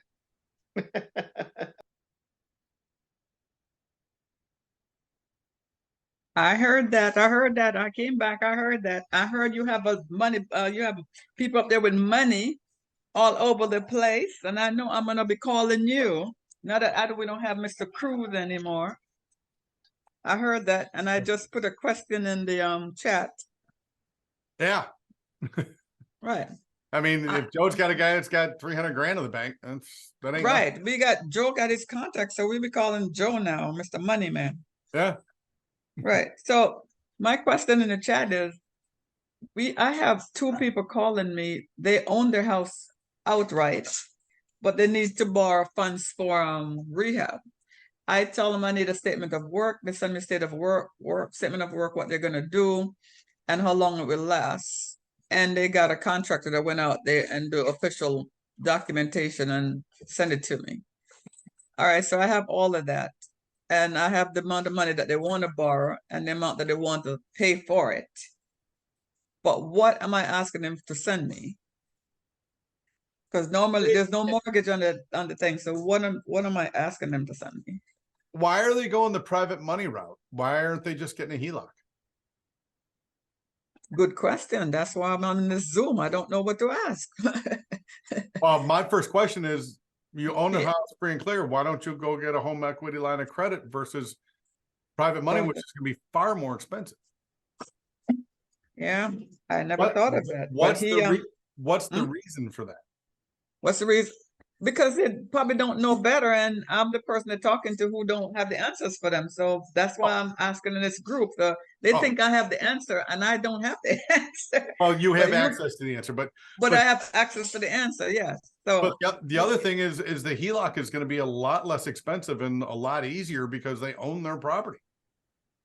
yeah, he wants to get the rehab done in 60 days, and he just wants to borrow the money and pay it back at 15% in 60 days. So he doesn't want to. Okay. Yeah. Yeah. So maybe that's why it's not. What you need is to make sure that there's reliable contractors. Right. Yeah, the reliable contract. But and then the other thing is if you got to make sure they can pay it back. And then just let them know that they're going to get draws. They're not going to get the whole check. Right. But what am I asking the homeowners to send me as my as a guarantee? I mean, his house is free and clear. What am I holding? They've got to show where the repayment's coming from. Hey, do they have jobs? Yeah. Carol, I emailed you a list of information that I got from my lender, one of my lenders. Right. So I emailed you that list. It's the private money. The private money one. Yeah. Yes. So I emailed it to you, and just cut and paste whatever applies to this, and if it doesn't apply, just have them put NA. But can you do this? Can you do that? Where can where the money comes? Yeah. Well, yeah. This guy has 4 properties. 3 of them own free and clear, and the other one he owes 14K on. Yeah. So he can use one of those as collateral. That's what he's doing. He said these houses can be used. So my question is, yeah, he has a house to use, but the contract part, I'm not sure how to do this contract because I'm using the other house as collateral. So. Yeah, and this is most likely when you should engage an attorney. Okay. And the reason why is because you're starting to get into lending like a bank. Right. That's not a Gator deal. That's lending like a bank. Yeah, private money. That's a private money, and I just want to do percentages. Yeah, I don't want to get into the lawyer stuff. I just want to do a private money, lend to him at a percentage and get over with. But as I said, I don't understand it. So that's why I'm asking questions. So if I'm going to get into lawyer stuff, then maybe I not need to be in this deal. Or look, you know, what is in your wheelhouse is find a private money lender that would be willing to do this because they're going to know what to do, and you're just getting paid for the hookup. I think that's what I'm gonna do. I'm gonna find him a private money, and they'll ask him whatever they need to get from him to Yeah. secure whatever it is, and that's their. Yeah. I'll just be the hookup, right? Okay, And you just got to find the right private money lender who does this sort of thing. right. Yeah, but I just want to be upfront as to what kind of questions they're gonna ask and what is gonna be needed. So I'm looking for the right money. I'm private money orders and private And money it- lender. And in my experience, every PML is going to be different. Yeah. Okay. So I That's all wouldn't I'm worry telling- so much about that. I would worry about scope of work, Right. what the budget is, and then the scope of work, time it's going to take to do the rehab, and obviously the contractor is going to have all that. Right. So I have all of And then that. how I much have- he needs, and you know, what he's expecting. He's expecting 15% or whatever, probably a couple of points up front. Okay. But yeah, then you're just shopping around to private money lenders that do that sort of thing. All right, so I that's have what one- I have. I have the property, I have the scope of work, I have the contractor signed off on it, and I have the time that he wants to do it, and I have the percentage he wants to pay. Yeah. So just find him a money lender and I'll be the connector. Yeah, and then the private money lender is going to do all the bidding, Cool. probably through you, but they'll know what they need to do. Yes, yeah, they can do it through me, and I asked the guy the question he sent it because he's very straightforward with what I'm asking him. So Yeah. I just don't want to look like I don't know what I'm doing when he asks me stuff, which I really don't know what I'm doing. But Well, you know, the he- best way to get around that is yeah. tell them you Oh. know this and you don't know what you're doing. No, I want the relationship to go. I'll find the answer for you. I'll be right back with you. What you can say, no, what I'm saying is, listen, I'm new at this. I don't know everything. And anything I don't know, I will find out. I will find out. Yeah, that's exactly If what you're it is. straight with people up front, they will appreciate that. Exactly. Yeah. You try Yes, to be a I- know-it-all. You try to tell everybody you know what. You try to You tell don't know. everybody you know everything, and they test you on it, and you don't know. You're going to Mm. destroy your long-term credibility. Yeah, you lose that biz. Yeah. So I said I So just will tell get people, back hey, with. listen, Yeah. I'm new at this. I'm on the steep end of the learning curve, but whatever you need, I will figure it out. Right. We'll figure it out together. I'll ask. I have people that I can ask and get back with you the right answers. And I'm looking for a long-term relationship. So, I'm going to work Yeah. twice as hard to make sure everything goes right. Okay. That's All right. how you build a strong reputation. That's how you. Okay. You very try good. to, we all know so many people try to bullshit their way through life and they destroy their credibility in about 8 seconds. Yeah. Okay. So to be honest, to be straight up front and tell them what it is, what you do know and what you don't know, and they say you have partners, I can get the answer for you, and we can get back and then you got information, so you decide what you want to do with it. I mean, I talked to John Cruz for an hour and a half. I interviewed him on video. Right. Now you're telling me that you can't do $100,000 single family house deal because you're too busy doing $45 million apartment or condo. Yeah, this is I peanuts. don't- You can't do the peanuts. I don't right. believe either one now. Right, that is true. Not You're when you gonna have tell him me on video you talking. don't have time for a $45 million deal, or you're so important. You got a $45 million deal. You can't do a $100,000 deal. That Yeah. $100,000 deal you shouldn't even think about. Exactly. Shouldn't have to think about that. So yeah. And again, you try to bullshit your way through life, and nobody can lie and keep it all together. Exactly. It's gonna come Tell back the and you truth. Truth is always, yeah, then you don't have to lie anymore. You tell the truth. You don't have to think about what did I say yesterday. exactly. And the thing Mhm. about it is over time, people are like, yeah, maybe you don't like what he's saying, but he's straight. It's straight up, yeah, that's true. Yep. So yeah, that's where I'm at with this guy, and I'm trying to keep the relationship because, as I said, he has 4 houses, and he's the same. He's the same guy that buying the 14 assisted living properties. Yeah, he said he wanted to buy 6, but the guy he's buying it from said, no, you either buy all 14 or none. So now he has to go find the money to buy all 14. Well, if the P&Ls look good, the money will Yeah. be. Money will be there, yeah. If the P&Ls are solid, the money will be there. All right, I'm not in a rush to do stuff. I'm just want to do it right because, as I said, it will get there. Yeah. Yeah. slow and steady wins the game. Yeah. Shortcuts, you're going to burn yourself every single time. Right. Okay. All right. Well, on the good news, I got one of my EMD money came back this week.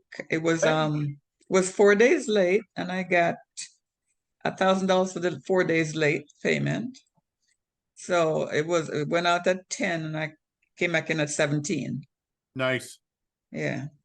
Very nice. So that's a big one that comes in. I said, all right, after the third day I was getting a little nervous, but as closing done never happened on time. There's always something. But you And send then you send them money directly to the title company, right? I did. I had all my documentation. Yeah. But when it started a day late, 2 days, and I called the title company and said, oh no, we just sent a hot document. It's gonna be tomorrow. And then when the next day when I checked, the guy said, I'm at the bank right now. What is your LLC address? And I gave it to him, and in 3 minutes, my bank said, ping, the money was there. Well, So, just remember, Yeah? look at my 3 deals. I mean, Yeah, I know. Stuff goes sideways and you can't control it. Yeah, that's what I thought about there when mine didn't come through. I said, you know what, things happen, I can't control it. So if it pays in 4 days, it pays in the 4 days. Yeah. Yeah, but I was happy. Crazy stuff comes up you cannot control. Yeah, that's You true. just got to take it for what it's worth, figure out a solution, and Yeah. do the best. That's why I said, I don't put your own money in there if you can't afford to lose it. Kind of like going to Vegas. All right. But this is a lot safer than Vegas. Yeah, it is. But yeah, I mean, stuff goes sideways. I mean, stuff comes on You go, code enforcement, or title searches, and like nobody knew where that came from. Well, it's gonna take a little bit of time to fix it. yeah, you got to give yourself a good day, sometimes 30 days over the date, just in case something happens. Yeah. Yeah. Because some people say, I can do the rehab in 30 days. I said, no, ask for 60 because it might go over 30. But when you ask for 60, you paid in 40, then you have a better relationship because you paid early. But you're asking for 30, you go run over, then that's not good. I did a deal in Deltona where we were replacing everything: roof, AC handler, outside AC, complete new kitchen, complete everything, stripped everything out of the house. And when my contractor took the toilet off the flange, 3-bedroom, 1-bath, a root had busted through the sewer and had grown up into the bottom of the toilet. So he called me up on the phone. He said, you're going to need a new leach field. That's a major It's not close. That's a major expense, and there is absolutely no way you can predict that. But that's why when I was doing fix and flips, you always build in 10% for unknown. So it's happened to me before.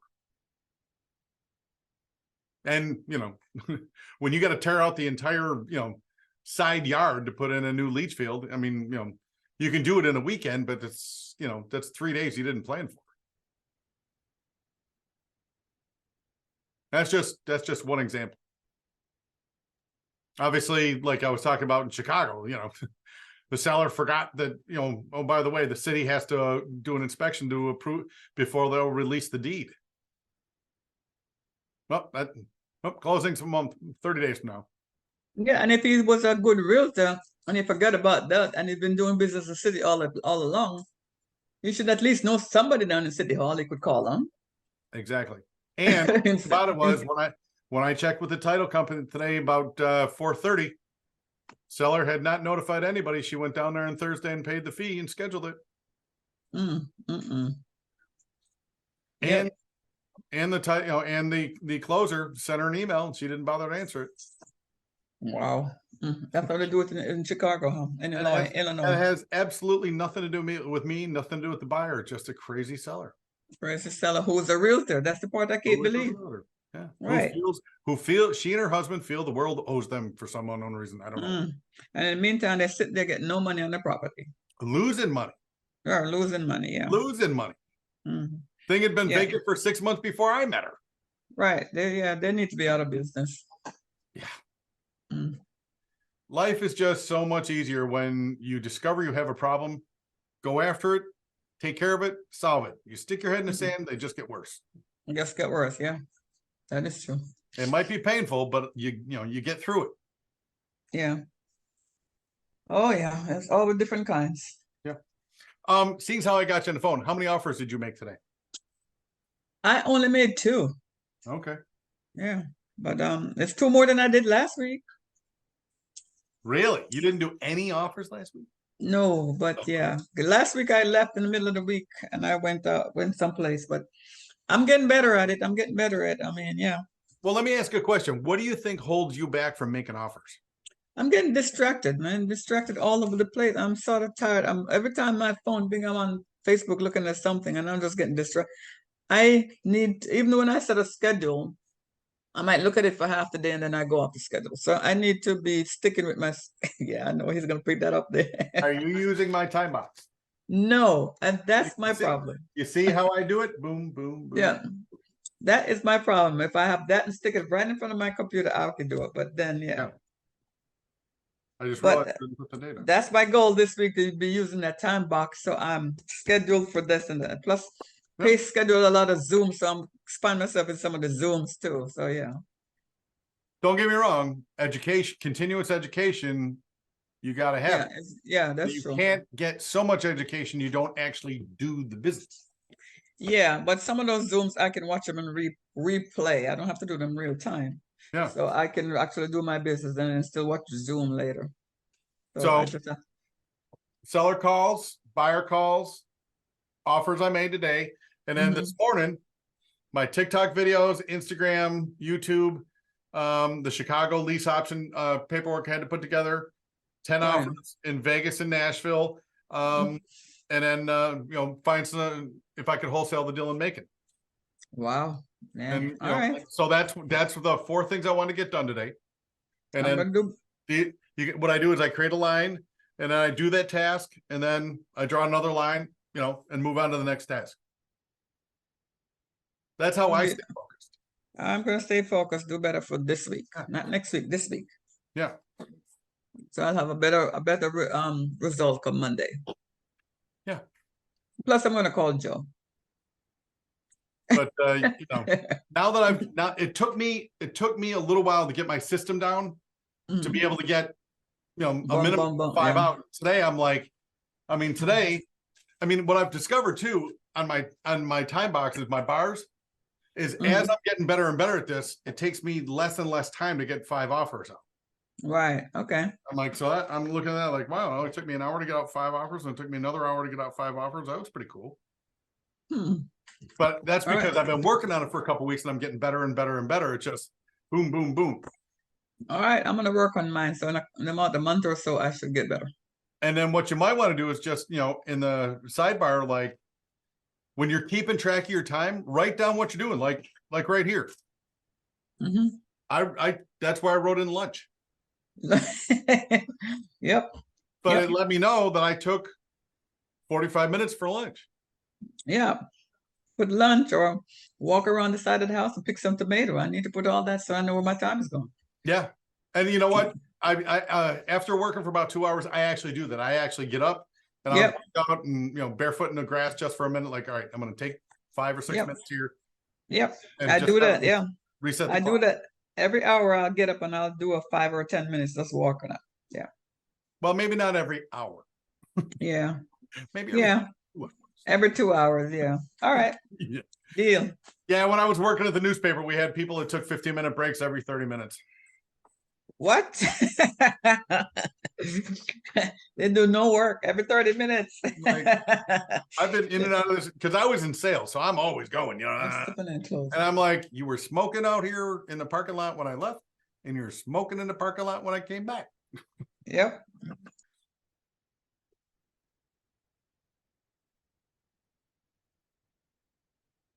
So yeah, that time box, it's evolved over the last 20 years, but that's how I stay focused because, it's just me, I don't have an office full of people. But that's, like today, man, I got out 10 offers. Even with me giving you a call in the middle of the day. Oh, don't forget about Sylvan's 2 phone calls. Oh yeah. Hey, have we heard from either Adrian or Alexis yet? No. Either one, Adrian or Alexis, come on down. How you guys doing? Adrian. Doing good, Adrian. There we go. So yeah, I came a little bit late to the call, you guys. Been all over the place today. I've been kind of doing a lot of follow-ups on previous offers. I only got 2 in today as far as offers. You knew where I was going. Yeah, I knew where you're going. For various reasons. Normally I get out a lot. To be honest, last week I got out 10 on Tuesday, and I was pretty proud of myself, to be honest. But I usually get about 3 to 4 daily, roughly. But today I just been tied up with random stuff, which is weird because I got up really early and was gung-ho about all this. But for whatever reason, I been going direct to seller. I've been working with a couple of agents, so I haven't really put in a lot of offers. I'm really trying to feel my way through today, to be honest. Just remember, when you're doing follow-ups or you're talking to agents, verbal offers are same as written offers. Yeah, I mean, I can count those, but I've been following up with these agents for weeks, to be honest. I just want to close on one of these, and two of them, I'm actually pretty close, and I might get one, but a little bit of luck is going to have to come involved. Maybe I have to up my offer. One of the other wholesalers, I'm dealing with a lot of competition out here in Phoenix, which is crazy. And I know that. Yeah. It's killing me, to be honest, because I'm even offering more than some of these others, but they're accepting other offers. And I think it's because of previous relationship, hard EMD, different things like that. Because one was above list price on this hoarder house that I thought I was going to get on Friday, but she chose somebody else. So a little frustrated, but I'm not giving up. All right. So you're in one of those, popular markets. Let's put it that way. What's your secondary market? I don't have one. I've been thinking about it, to be honest, but either Vegas, Florida. That's not a secondary market. No? That's a primary market. Okay. A secondary market would be like Indianapolis, Madison, Wisconsin, Charleston, West Virginia. You mean a city specific? Macon, Georgia. Atlanta is a primary market. Macon is a secondary market. Okay. All right. Well, Orlando is a primary market. Ocala is a secondary market. I get you. And what I'm saying is, you want your secondary market needs to be above 50,000 people, but not where all the gurus are telling people to go farm. Yeah. Nashville, Tennessee, primary market. Memphis, Tennessee, secondary market. Yeah. Less competition. And then I'm going to have to think about as far as specific on a secondary, just because I was going to go stay specific on it, but to pinpoint it, I mean, I'm going to have to really think about it. I'm thinking more Florida, if that's the case, just because of just the boom out there, specifically, like not in South Florida, but like in the middle part of Florida. That's what I've been thinking, but it's just kind of in the air right now, Mike. I'm just want to let you know it doesn't work in Lakeland. No. Wholesaling, real estate investment doesn't work in Lakeland, Florida. Why not? I live here. All right, I get you. No, let me ask you a question. What's the definition of a secondary market? Anything under 50,000, excuse me. At least 45 minutes outside of a primary market. Okay. Yeah, 45 minutes to an hour outside of a primary market. Okay. Yeah, I'm gonna have to pinpoint it then. I mean, there's states that I'm interested in, but I haven't really thought about specifically a secondary market on that level. But and the reason I say this is because when we talk, you're like, oh, I'm in Phoenix. I'm competing against all these other guys. You get into a secondary market, you're not competing against all these other guys or girls. And to be honest, I'm not even afraid of it. I'm like, I really want to keep going because I'm barely off on a lot of these, but it's getting to me. I'm not gonna lie, because the one that I offered was over list price. What would you rather be? Small fish in a big pond, big fish in a small pond? Small fish in a big pond, no question. You want to be a small fish in a big pond, or a big fish in a small pond? I mean, a big fish in a small pond. I'm gonna lose my mind.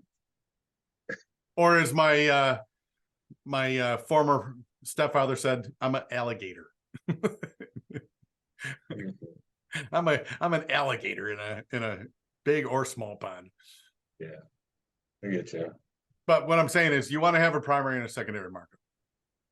Yeah. And again, where did I come up with that? I came up with that in May, right here in, because I like to check my own backyard, Lakeland, and once a month. Found a property, realtor got it, listed the property at 50% of ARV. I said, I'm going to wholesale this deal. I got to get a little bit lower. He says, I totally get it. Send me your offer. I just listed it yesterday, and your offer will be number 10. So within 24 hours, he already had 9 other offers. Yeah, that's what I'm running into. That's when I decided I needed to start working secondary markets. Because I'm in Florida, like you, I'm in one of the popular locations: Tampa, Orlando, Jacksonville, Miami, Fort Myers, Cape Coral, Melbourne. All those are super popular for real estate investors. Yeah, I'm learning it, and it's rough. Secondary market, Birmingham, Alabama. Okay. Yeah, I'm gonna have to get on it. I mean, I got leads all over the place. I have direct to seller leads. I have foreclosure lists. I just have a lot all over the place, and I'm just trying to figure out, should I stay in Phoenix or I should get a secondary market? Stay in Phoenix and then add in a secondary market. Well, that's kind of what I was thinking. But I have to pinpoint exactly where, because I was thinking more so Vegas because I knew it. Atlanta, I got friends. Florida, I figured it was just a great market in general, but I need to find a secondary market. Right. Yeah. Like I said, for example, Atlanta, primary market, Macon, secondary market. Yeah. I get you. Phoenix, primary market, Tucson, secondary market. Now, that being said, I just did the market research on Tucson, and Tucson is holding its values. Its days on market are not that high. Very few price cuts. Tucson seems to be a pretty hot market lately. Yeah, I've been looking at some, but it just seems like the same houses I'm looking at consistently. It's weird, but yeah. I haven't been comping today, and I just need to get on the comp. But I've just been doing a whole bunch of little other stuff. Yeah. Normally, but that's I think that'll help you get more offers out the door, is if you're working in a less competitive market. Yeah, I think so too. And I think it was Carol Walton last week that said Charleston, West Virginia is rocking and rolling because there's so few people that think of Charleston, West Virginia. That is Madison, true. Wisconsin. Mm-hmm. Mm-hmm. She was talking about that. She's got a friend of hers killing it up there because there are no gurus talking about Madison, Wisconsin. Yeah. Yeah, I think I'm gonna have to. Yeah, it's been on the tip of my mind for a little bit. Yeah. It just I gotta do something. Because these deals, for whatever reason, even the ones that I do lock up, they're a little bit too high. Yeah. And the agents are only rocking them up just because they want more revenue, which I get, but they're not gonna move. So yeah, it's a little tough. And the agents know that there's a lot of people doing exactly what you're doing. They do. There was one this morning that I was going to lock up. He was going to give me exclusivity to market it. But it was tricky because on Zillow, when I called them, it wasn't listed. On Redfin, it wasn't listed. But when I called him, I said, is it still available? He said, yes. The ARV, there was a recent sale 6 days prior, came out at roughly, it was 52% is what he was actually listing it as. So I figured it was a good deal to be able to lock up. But when I looked at it, the tax records were different than the actual listing as far as the year that it was built. The affixed was 59, and when it was actually the actual structure was 79. So it looked as though there was a comp relative at 267 is what it sold at, but there was no other comp. So he's going to let me market it to see if I could actually get a deal for him, because he knew that it was a 1959 property, and the property is actually an LLC. There was another wholesaler, and I was wondering the whole time why he wasn't trying to move it himself, if it's that good of a price point. But they knew, Yeah. they were just going to use me to go ahead and market it for him. But You know, I looked at the tax records luckily before I even signed anything. Yeah. So yeah, there's a lot of little things. Yeah, But- you gotta watch the agents because you know they're gonna be like, oh yeah, well, I'm sorry, I missed that. Yeah, I Oh, knew it was too good to be true. And he told me Yeah. he didn't want to wholesale it, you know, and I was just like, well, let me just market it. Let me just see. And he's like, well, somebody else marketed it. They did it for 5,000 more than you did. It's been on through Keegley. And I'm like, well, if I have exclusivity, you're gonna let me use it for at least a couple days. Then we'll see. Hold But- on, hold a second. The realtor told you another wholesaler marketed it and they ran it through Keegley? Yes. Yeah, I would have walked away from that a long time. Yeah. But he told me that after I offered on it. Because Yeah. I'd offered on it a couple weeks back. So I followed up with him because it was just a follow-up for me. Actually, I didn't know. Well, I didn't know that, Mike, because it wasn't listed on Zillow because he took down the listing. But after I spoke to him, he relisted it, and so it was just he was doing a whole bunch of slick stuff, is what he was doing. if that guy, now that I think about it, my answer probably wouldn't have been I walked away from that. If they told me that another wholesaler already marketed it and they already ran it through Keegley, I'd have probably knocked 20% off my offer. If Keegley ain't taking it, you're way too high. Well, yeah, I mean, that's what I thought too initially, but I figured the numbers ran out because there was another property literally on the same street that sold for 268 6 Yeah. days prior. So when I looked at the original listing, I said, well, he took it off. It's not on market. It's at 52% ARV. This makes sense. But then when I really delved and I looked at those tax records when it was a fix because it was a manufactured home. Yeah. It started to see the Lego pieces started to connect, and that's when I was just like, okay, this doesn't make any sense. Because he should be able to other wholesaler had it $5,000 above you, and he said they already ran it through Keegley. The reason why is because it was at 52%. You needed to get that at 40 because all the other buyers are at 50. All the fix and flippers are at 50. But that's why they move it. That's after the fact is what I thought. But when I looked at it after the new comp sale, it was at 52, and that's what it didn't recently show because it wasn't listed. You know, it was just a whole bunch of little smoke and mirrors with the guy. And that's why I was just like, this guy. And that's why I started, several months ago. You want all cash, it's at 40% of ARV. That's just the way life is because every single fix and flipper I've talked to in the last 2.5, 3 months, it's at 50%. Yeah. Market is not crashing, but it can at any time. Yeah, I get it. Yeah. We're kind of in that capitulation phase I keep talking about, but eventually it is going to fall off. Unless the data has been wrong for the last 100 years. No. If it's been this trend for 100 years, I'm going to go with probably going to drop again. Yeah, it is. No matter what propaganda is on the internet, cable TV, national television, doesn't matter. Yeah. And again, Jerome Powell just said on Friday they are going to raise rates again in September, like 2 weeks. They will. And if you got excellent credit right now and 20% down, you get a 7.56% mortgage. Oh yeah. Any dings anywhere, you're over 8%. It's rough out here, I know. And the DSCR loans that I'm looking at for my making deal are all at 8.5%. This property was still cash flow because I'm getting it such a screaming deal, but they're still 8.5%. Right. Yeah. Let's just keep trucking. But yeah, I mean, at 52%, you got to go back to that realtor. Like, boom, here's my number. ARV 40%. Well, yeah, I mean, but it's a cosmetic deal. It wasn't a full rehab, and that's why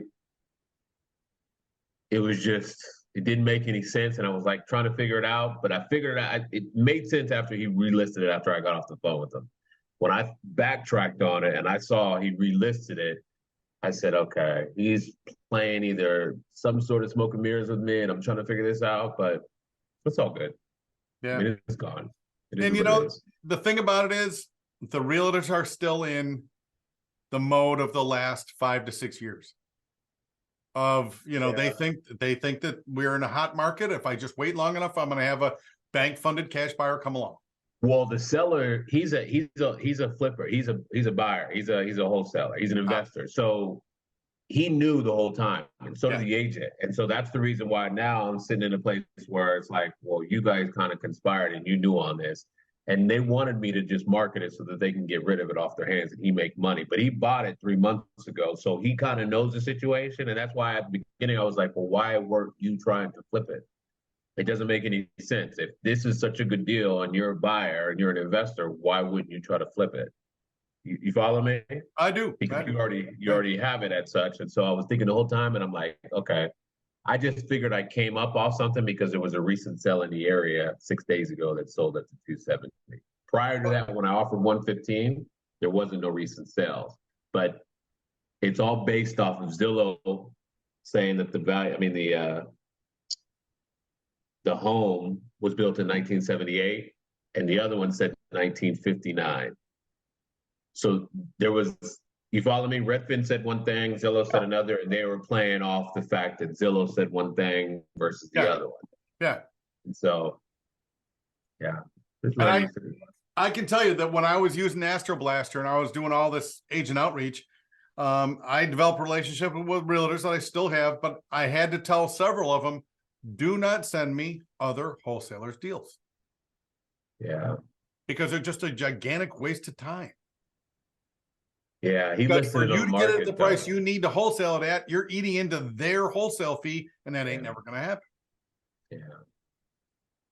So I just told those realtors, like, you know, hey, don't send me other wholesaler stuff. Oh, but they're great deals. No, they're not. And magically, they stopped sending me deals altogether, which means that they're not getting listings. They're just trying to stay in the business by selling other wholesalers stuff.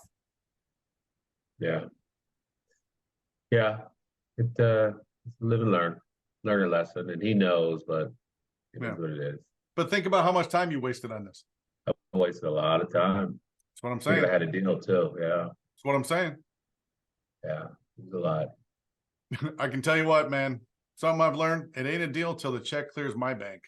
Yeah, and that's kind of, but I just figured, and I had a couple dispo were like, yeah, we can move this, and it was just, it's just a big waste of time. So that being said, you know, it's hard, but talking direct to seller, and you know, or an agent that has a seller that said, listen, I need to get rid of this now. Yeah. I mean, he listed it on market. It was 165. I figured I got it at 25,000 less. So I figured it was a good deal when I initially looked at it, but yeah, see, that strategy works in a rising market. Okay. Not going to work in this market.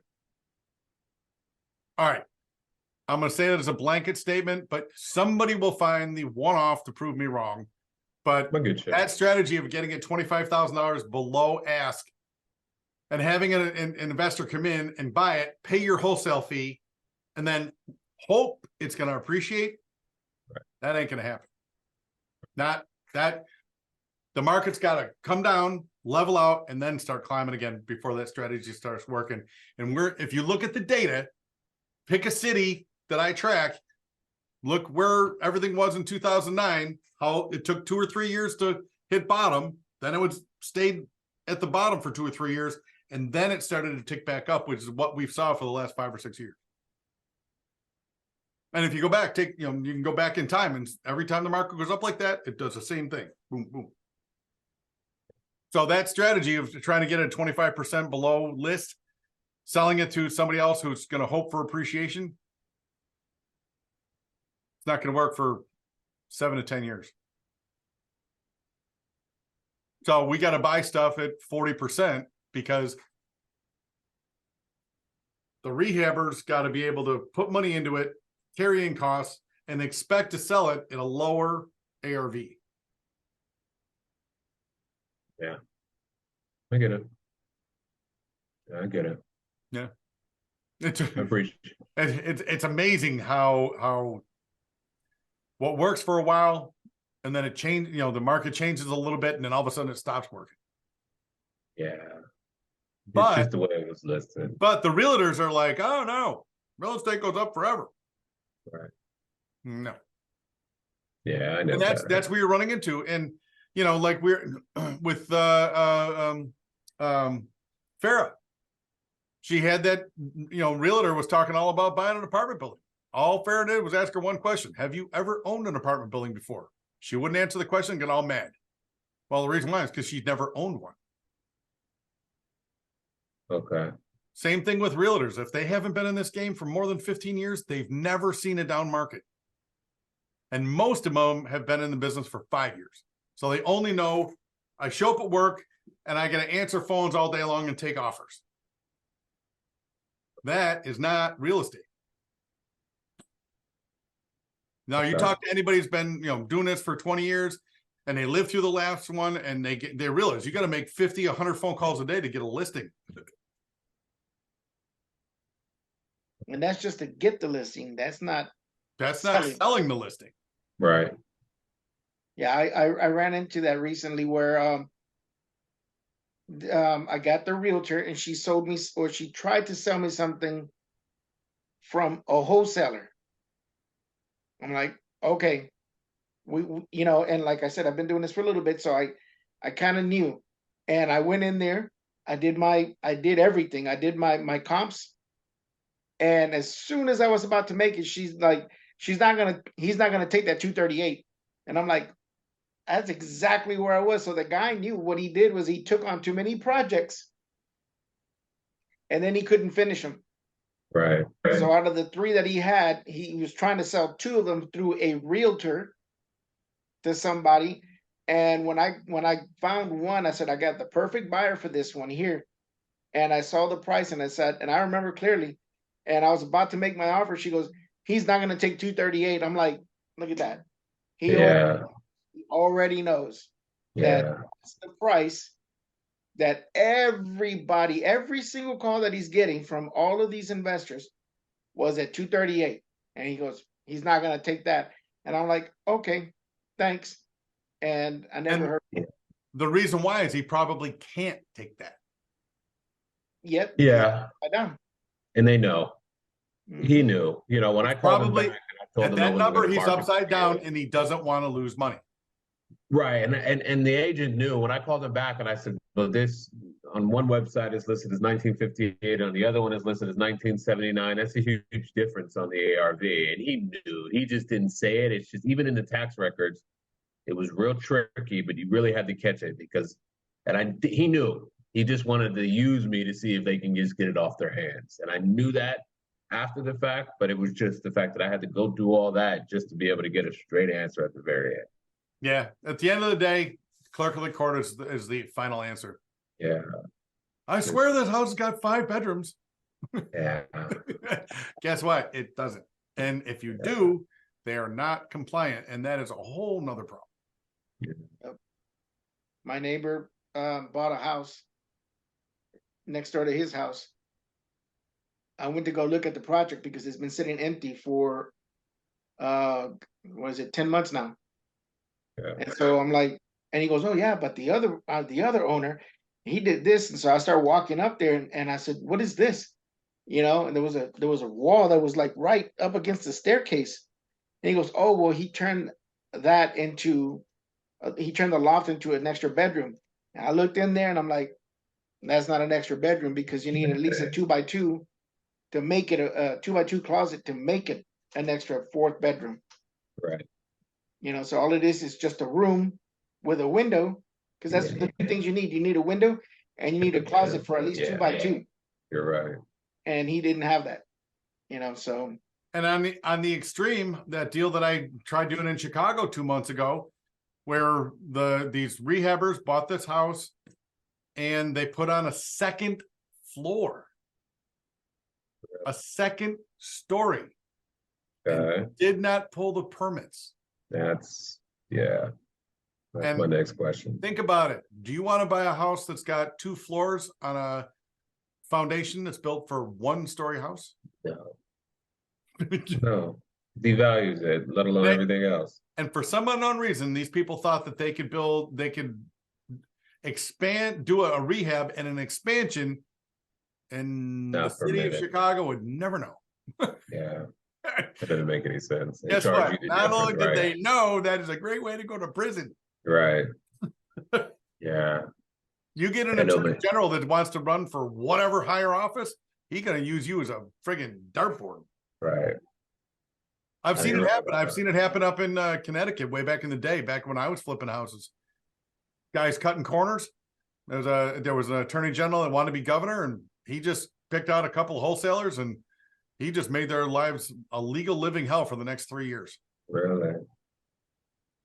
Yep, he made an example of those guys, and he just used them as the scapegoat to get him in the paper paper and TV every week, because he was upping his profile so he could run for governor. That's all it takes for one of these government types to pick you out. Yeah, Because I you don't want cheated. none of those problems, Mike. I mean, what's But that's the extreme.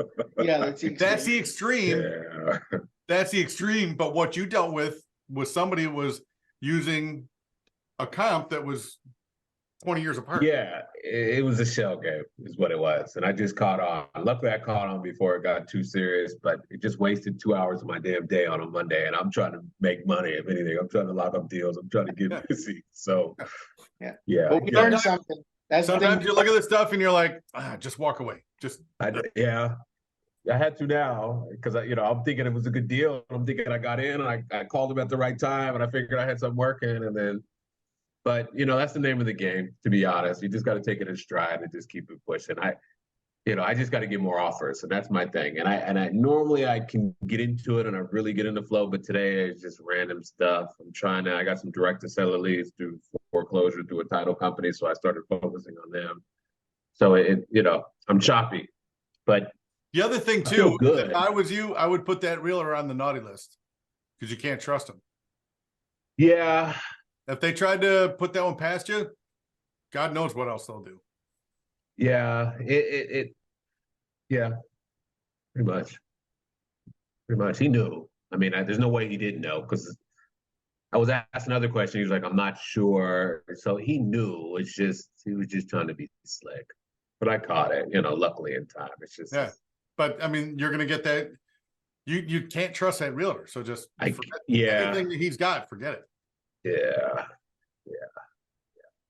Because He knew what he was doing. you do a deal and then all of a sudden it goes sideways for some reason. He's gonna he's gonna forget he ever met you. I agree. So, Alexis, you got anything? Thanks so much, fellas. All right, take care, Adrian. Thanks, Adrian. And as always, if you need anything, let me know. Will do. Hey, what's up, guys? All right, where are you going and what are you delivering? Same place as always, man. Going to Dallas. Yeah, man. Just listening to everything. I was here in the beginning, and man, it's such a shame to hear about the whole DCR thing. Because I was on the hunt for properties for you. Yeah, but that's like I said, I'd rather it happen to me than you guys. That's true, man. That's true. I mean, are you still gonna try to get in it, like in that game of getting DCR loans? Oh, absolutely. I'm still out working the DCR loans. But that was more of a lesson of I had plan A that backfired. I have plan B and I have plan C. Okay. I would Alrighty. prefer to have options. So should I put a pause to the type of properties you were looking for, or what should I do with that? Nope, I can still close deals. Yeah. Joe's got PMLs. Carol's got PMLs. I've got a list of PMLs. I just had a guy that I just had a PML that I thought was going to be really good. You know what killed the deal? He wants to use a TC and he wants me to pay for it. He wants me to pay for his TC. I'm like, I don't need a TC. Why would I pay for your TC? Well, that's part of the deal. I'm like, deal breaker. No, I don't care how much money you got. yeah, heck no. And you start telling me that, you know, you want me to pay for your paper pusher? Not after the experience I've had with these people. No, that's good, man. You got a lot of experience, so I mean, somebody like me, you know, I'd probably be wondering if it's a good move, but someone like you that has experience, I mean, you know what you're doing, man. You know why I know what I'm doing? It's because I actually work with the title companies. See, I actually go through the process. You mean if you don't know what you're doing, you oversee step by step or what? let me tell you what Julie at my title company said today when I was talking, because this buyer's transaction coordinator is still communicating with the title company, just not including me. And Julie's like, why is she asking all kinds of questions like, is the seller responsible for the property after he buys it? And she very nicely said, it's pretty clear in the contract he's buying it as is. So this transaction coordinator is trying to ask if the buyer is responsible for the stuff that's wrong with the house when he buys it. She should know it's as is. Yeah. But again, when I was talking to her about this, if you're doing 5 or 6 deals a month with multiple different title companies, yeah, having a full-time person to make sure all that stuff, all the details get done. But if you're doing 1 deal a month, you really need to learn the process because it doesn't take that much time. Basically, all you're doing is filling out paperwork and sending it to the title company. They do 99% of the work. But Julie actually told me, if you don't know what you're doing and you hire somebody, that is a good way to get ripped off. Because now you're putting your trust in the person you're paying money to. And if you don't know what you're looking for, that's a good way where you can get ripped off. And that was her opinion. Wow. Yeah. That was her opinion, not mine. So I think there's a lot of value in the beginning. You don't know what you're doing, but you got to go through it a couple times so you learn it. Once you know it, then you can hire somebody when you start doing volume. And then, you know, you're going through and you're reviewing what they're doing. You're not actually thinking about it. And you're like, hey, you know, you missed this. You need to do that. That's the difference between working in your business and working on your business. You can't work on your business until you know how your business works. Does that make sense? Yeah. Just like how Brent Daniels says, you know, you once you're able to replace yourself, but I mean, this guy's trying to just make somebody do the work from the beginning, And that's it's just not gonna work. That's a recipe for disaster because you'll hear me say it all the time. If I had to do life all over again, I would have gone to law school. Not because I want to be a lawyer, because I want to know what the lawyers are doing. Yeah. And well, I mean, I'm glad you're still working, Mike, to, I mean, even after getting ghosted by this person. So does your buy box change at all in any way? My numbers don't change. How I fund it is, that's the second part. If I don't have deals, I can't fund deals I don't have. Okay. But yeah, I mean, Okay. there's more than enough money out there. But, you know, having that team member who you can trust and show up, you know, and not cause, you know, and solve problems, not cause problems, they're hard to find. But, you know, once you find that team member, then your business gets a lot easier. And what I've discovered in a lot of the different businesses that I've owned and run, team members can be good, and then for some reason they get bad. And then you got to replace them. And you hear a lot of the people that are very successful at running businesses or taking over businesses and growing them. Hire slowly, fire quickly.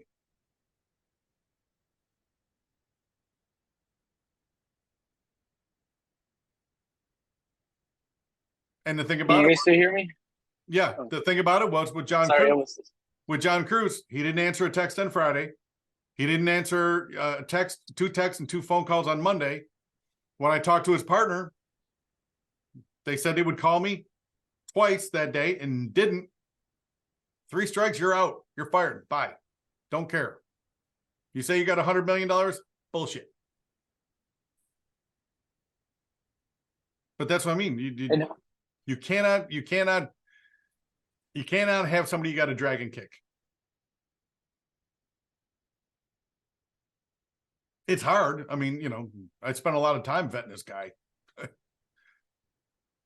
But that being said, if I got a deal and it's a screaming deal, there's more money out there.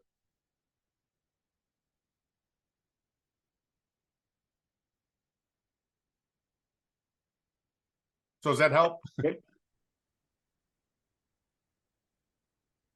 Can you hear me? I think he froze. He's going through Yeah, I think you're right. yeah.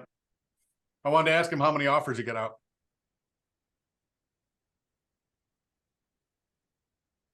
Yeah, he's froze. He's not moving. Yeah. Oh, he's gone. We There lost we go. him. Yep, we dropped him. He'll be back. Yeah. So Jamil's thing started. Everybody seems to be dropping out. Yeah. Yep, started 19 minutes ago. There he is. He's moving around again. There I am. Yeah, man. I already know the areas where I don't get service. I had a feeling it was gonna disconnect. Well, before you go or drive under an aqueduct, how many offers you get out today? Man, today I got 0. All I did was follow-ups on agents that I saved their numbers on, and I started pretty late as well on my workflow, so I didn't get any offers. But I'm working on some stuff though, working to lock up some stuff Okay. that I already had offers on. So I guess I have that going on the positive note. But yeah, man, I'm gonna start. I have an expired listings list Good.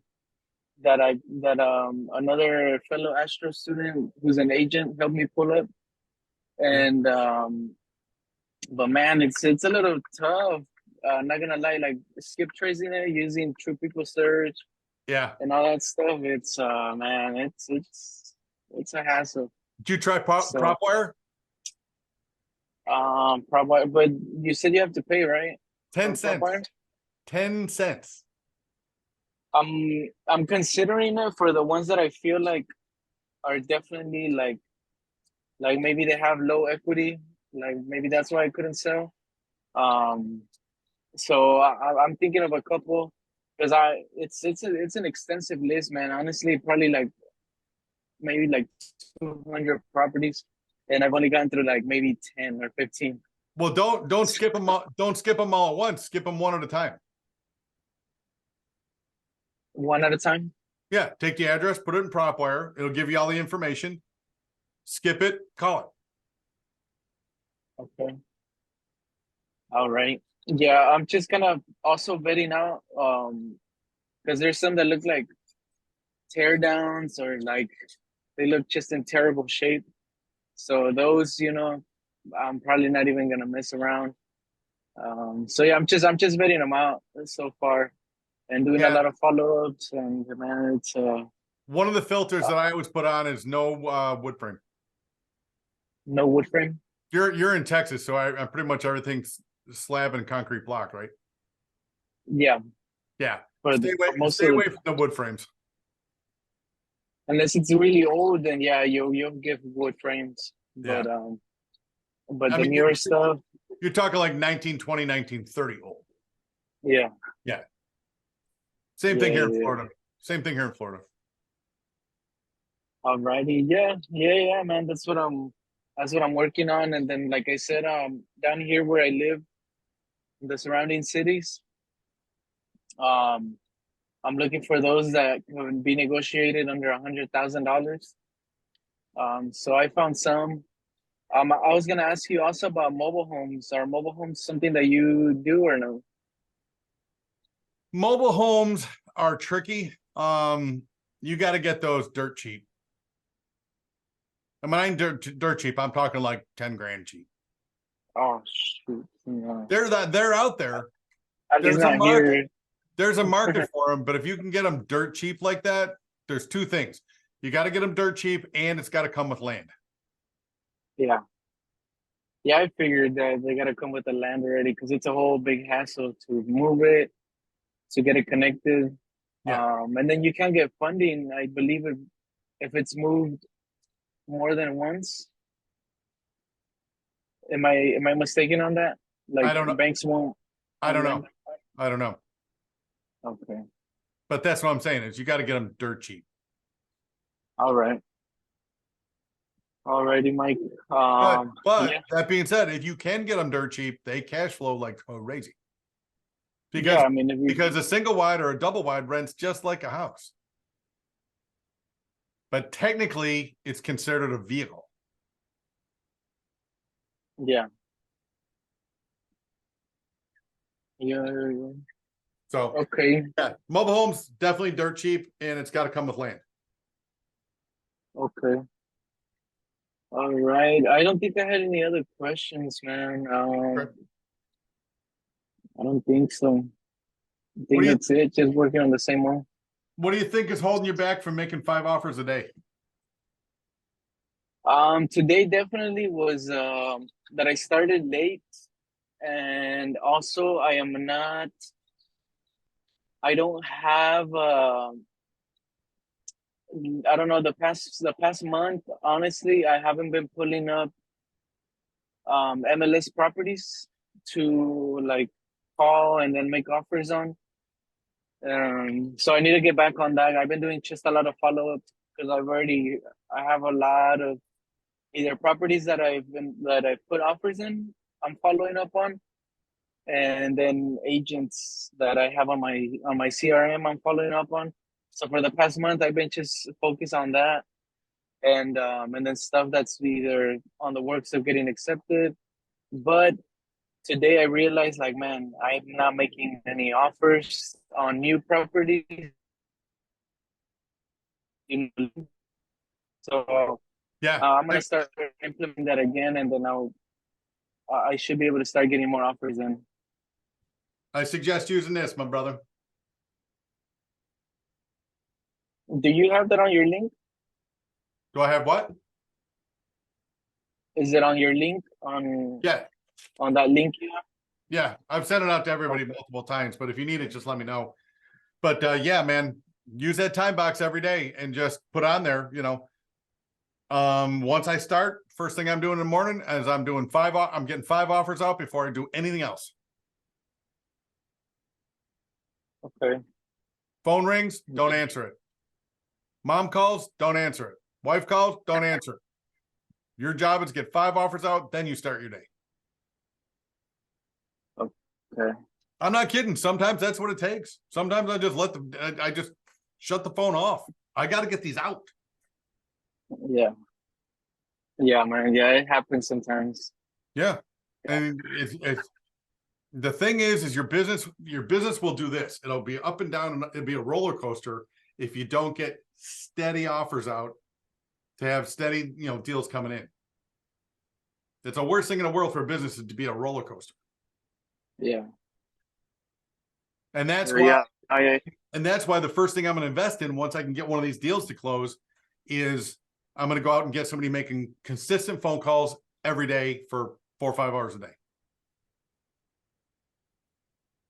Are you gonna have to train this person? According to Farah, no.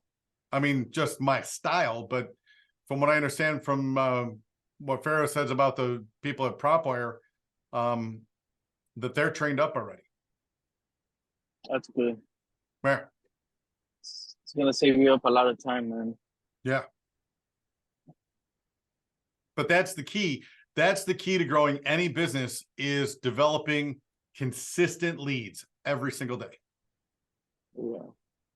Without consistent leads every day, the business can't grow. Yeah. And because Yeah.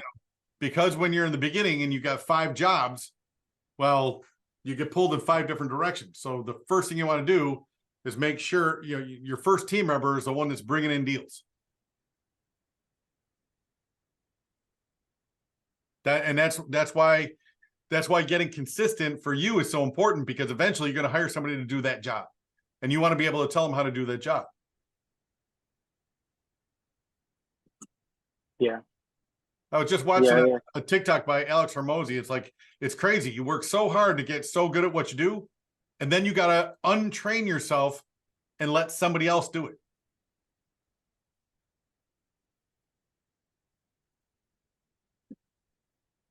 Hey, but I mean, it's worth it, you know. I mean, if you can find that person that's gonna get the job done. Absolutely. Yeah, And I've it's, had really good people that were great for a couple of months, then they got bad. Then you got to replace them. it happens. It's just part of, I don't know what the phenomenon is. I actually listened to a short TikTok, Pace Morby. He said the biggest problem he had with his acquisition team is when they all started making 100 grand a year, and then they made more money than they ever made before, and then they all got lazy. Yep. Yeah. So you got to find that person who likes working hard. It's hard, dude. It's not just about the money. It's you like working hard. Yeah, it's hard to find somebody like that. Yeah, and that's It why is. that's why when you find them, you pay them well. Yeah. Yeah, it's true. It's true. Makes a lot of sense. Makes a lot of sense. Yeah, man. Once I get this, I have some agents that plug me into like a search of homes that have either been listed for a while or they're distressed and stuff like that. So I just gotta go revisit that, and that's where I usually pull like properties that I'm gonna call. So I'm gonna go back to some old ones, and then I'm gonna start calling again, because last week I got a few offers out last week, man. I didn't keep track. I got some stuff going on whenever I get in that rhythm. So Were you on the call when I was telling everybody about the realtor who set me up with an automatic notification of properties that are listings that expire? yeah, you were speaking about it earlier. That sounds pretty cool, man, because you just like get them on the daily basis. That's what I was thinking for you, is go back to your realtor buddy and see if he'll set you up on that automatic search. Automatic Okay. search and Yeah. notification. I need to talk to him, because I mean, he's an Astro as well, and I brought it up, and he said that he's been working some leads. I mean, some expired listings, but he's just been like sending mail. He's not like calling them or anything like that. Yeah. So I need to like figure it out something where maybe we can either team up or do what you said. Never thought of that. Give him like a fee if I close on one of them. Yeah. And that's a great idea. I'm gonna bring that up to him when I speak with him. Yeah, just say, hey, set me up on the automatic notification anytime, a listing goes expired for, this city, that city, that city, that city, that city. And if I close a deal, I'll kick you $1,000. Yeah. Yeah, I'm gonna do that. It's a good thing I was here when you said it, because that'll give him a little bit of an incentive. And he's also looking to close his first deal, so I'm sure any money that can flow in would be real good. Yeah. Well, good. I'm glad that helped. But yeah, that's something that and it was nice because that realtor called me up like, hey, you haven't opened up your emails this week. Open them up. Drip campaign. Yeah. And basically what it is the MLS just wants to make sure that the realtors aren't spamming people. But that was okay. That's just, she's like, I'm not calling a bitch at you, but the system will ask me to shut you off just because they think I'm spamming you. So I had to make an adjustment to, once a week, I got to go in there and work those leads. And I love that. I love the fact that, my realtor who gets it calls me up like, hey, you haven't called these leads yet. Oh, okay. Okay, that makes sense. Man, I need to start working on the ones that they've been sending me because I've been slacking on that. And it's much easier But to do. yeah, It's much easier to do, one a day, one or two or three or five a day than getting a whole list of 300, yeah. And That's true. when is the seller going to be most depressed? It's right after that listing expires. And you call them up and they're like, they got no excuse. They got no idea how to sell their house because a realtor failed for 6 months. Yeah. Yep. Yeah. I can't wait, man. I just need to get on that. I was thinking of showing my wife how to like just to have her pull them up for me because she's not working right now. So she said she's open to it, but I just haven't had the chance to actually show her, Yeah. But all I need is just for her to set them up for me and give me the address. Can I give you a pro tip? What? Create a video. Record what you do. Next time you're doing what you do, record it. Okay. Because I was thinking of taking a day off and have her shadow me, But the thing about it is, she can't watch you day after day after day because you got to go back and do your job. But if you record a video, she can watch that 10, 20, 30 times. Okay, that makes sense. Yeah. Yeah. So instead of taking time off for her to shadow you, just sitting in front of a computer doing what you do, except do it on Zoom or StreamYard or something that actually records your screen. Okay. And that way she can watch after, you can show her what to do. And then after, you're done and you go back to work, she can watch that video over and over and over again. Man, that's a good one, Mike. Appreciate that. Yeah, sounds good. Sounds like a plan, man. Yeah.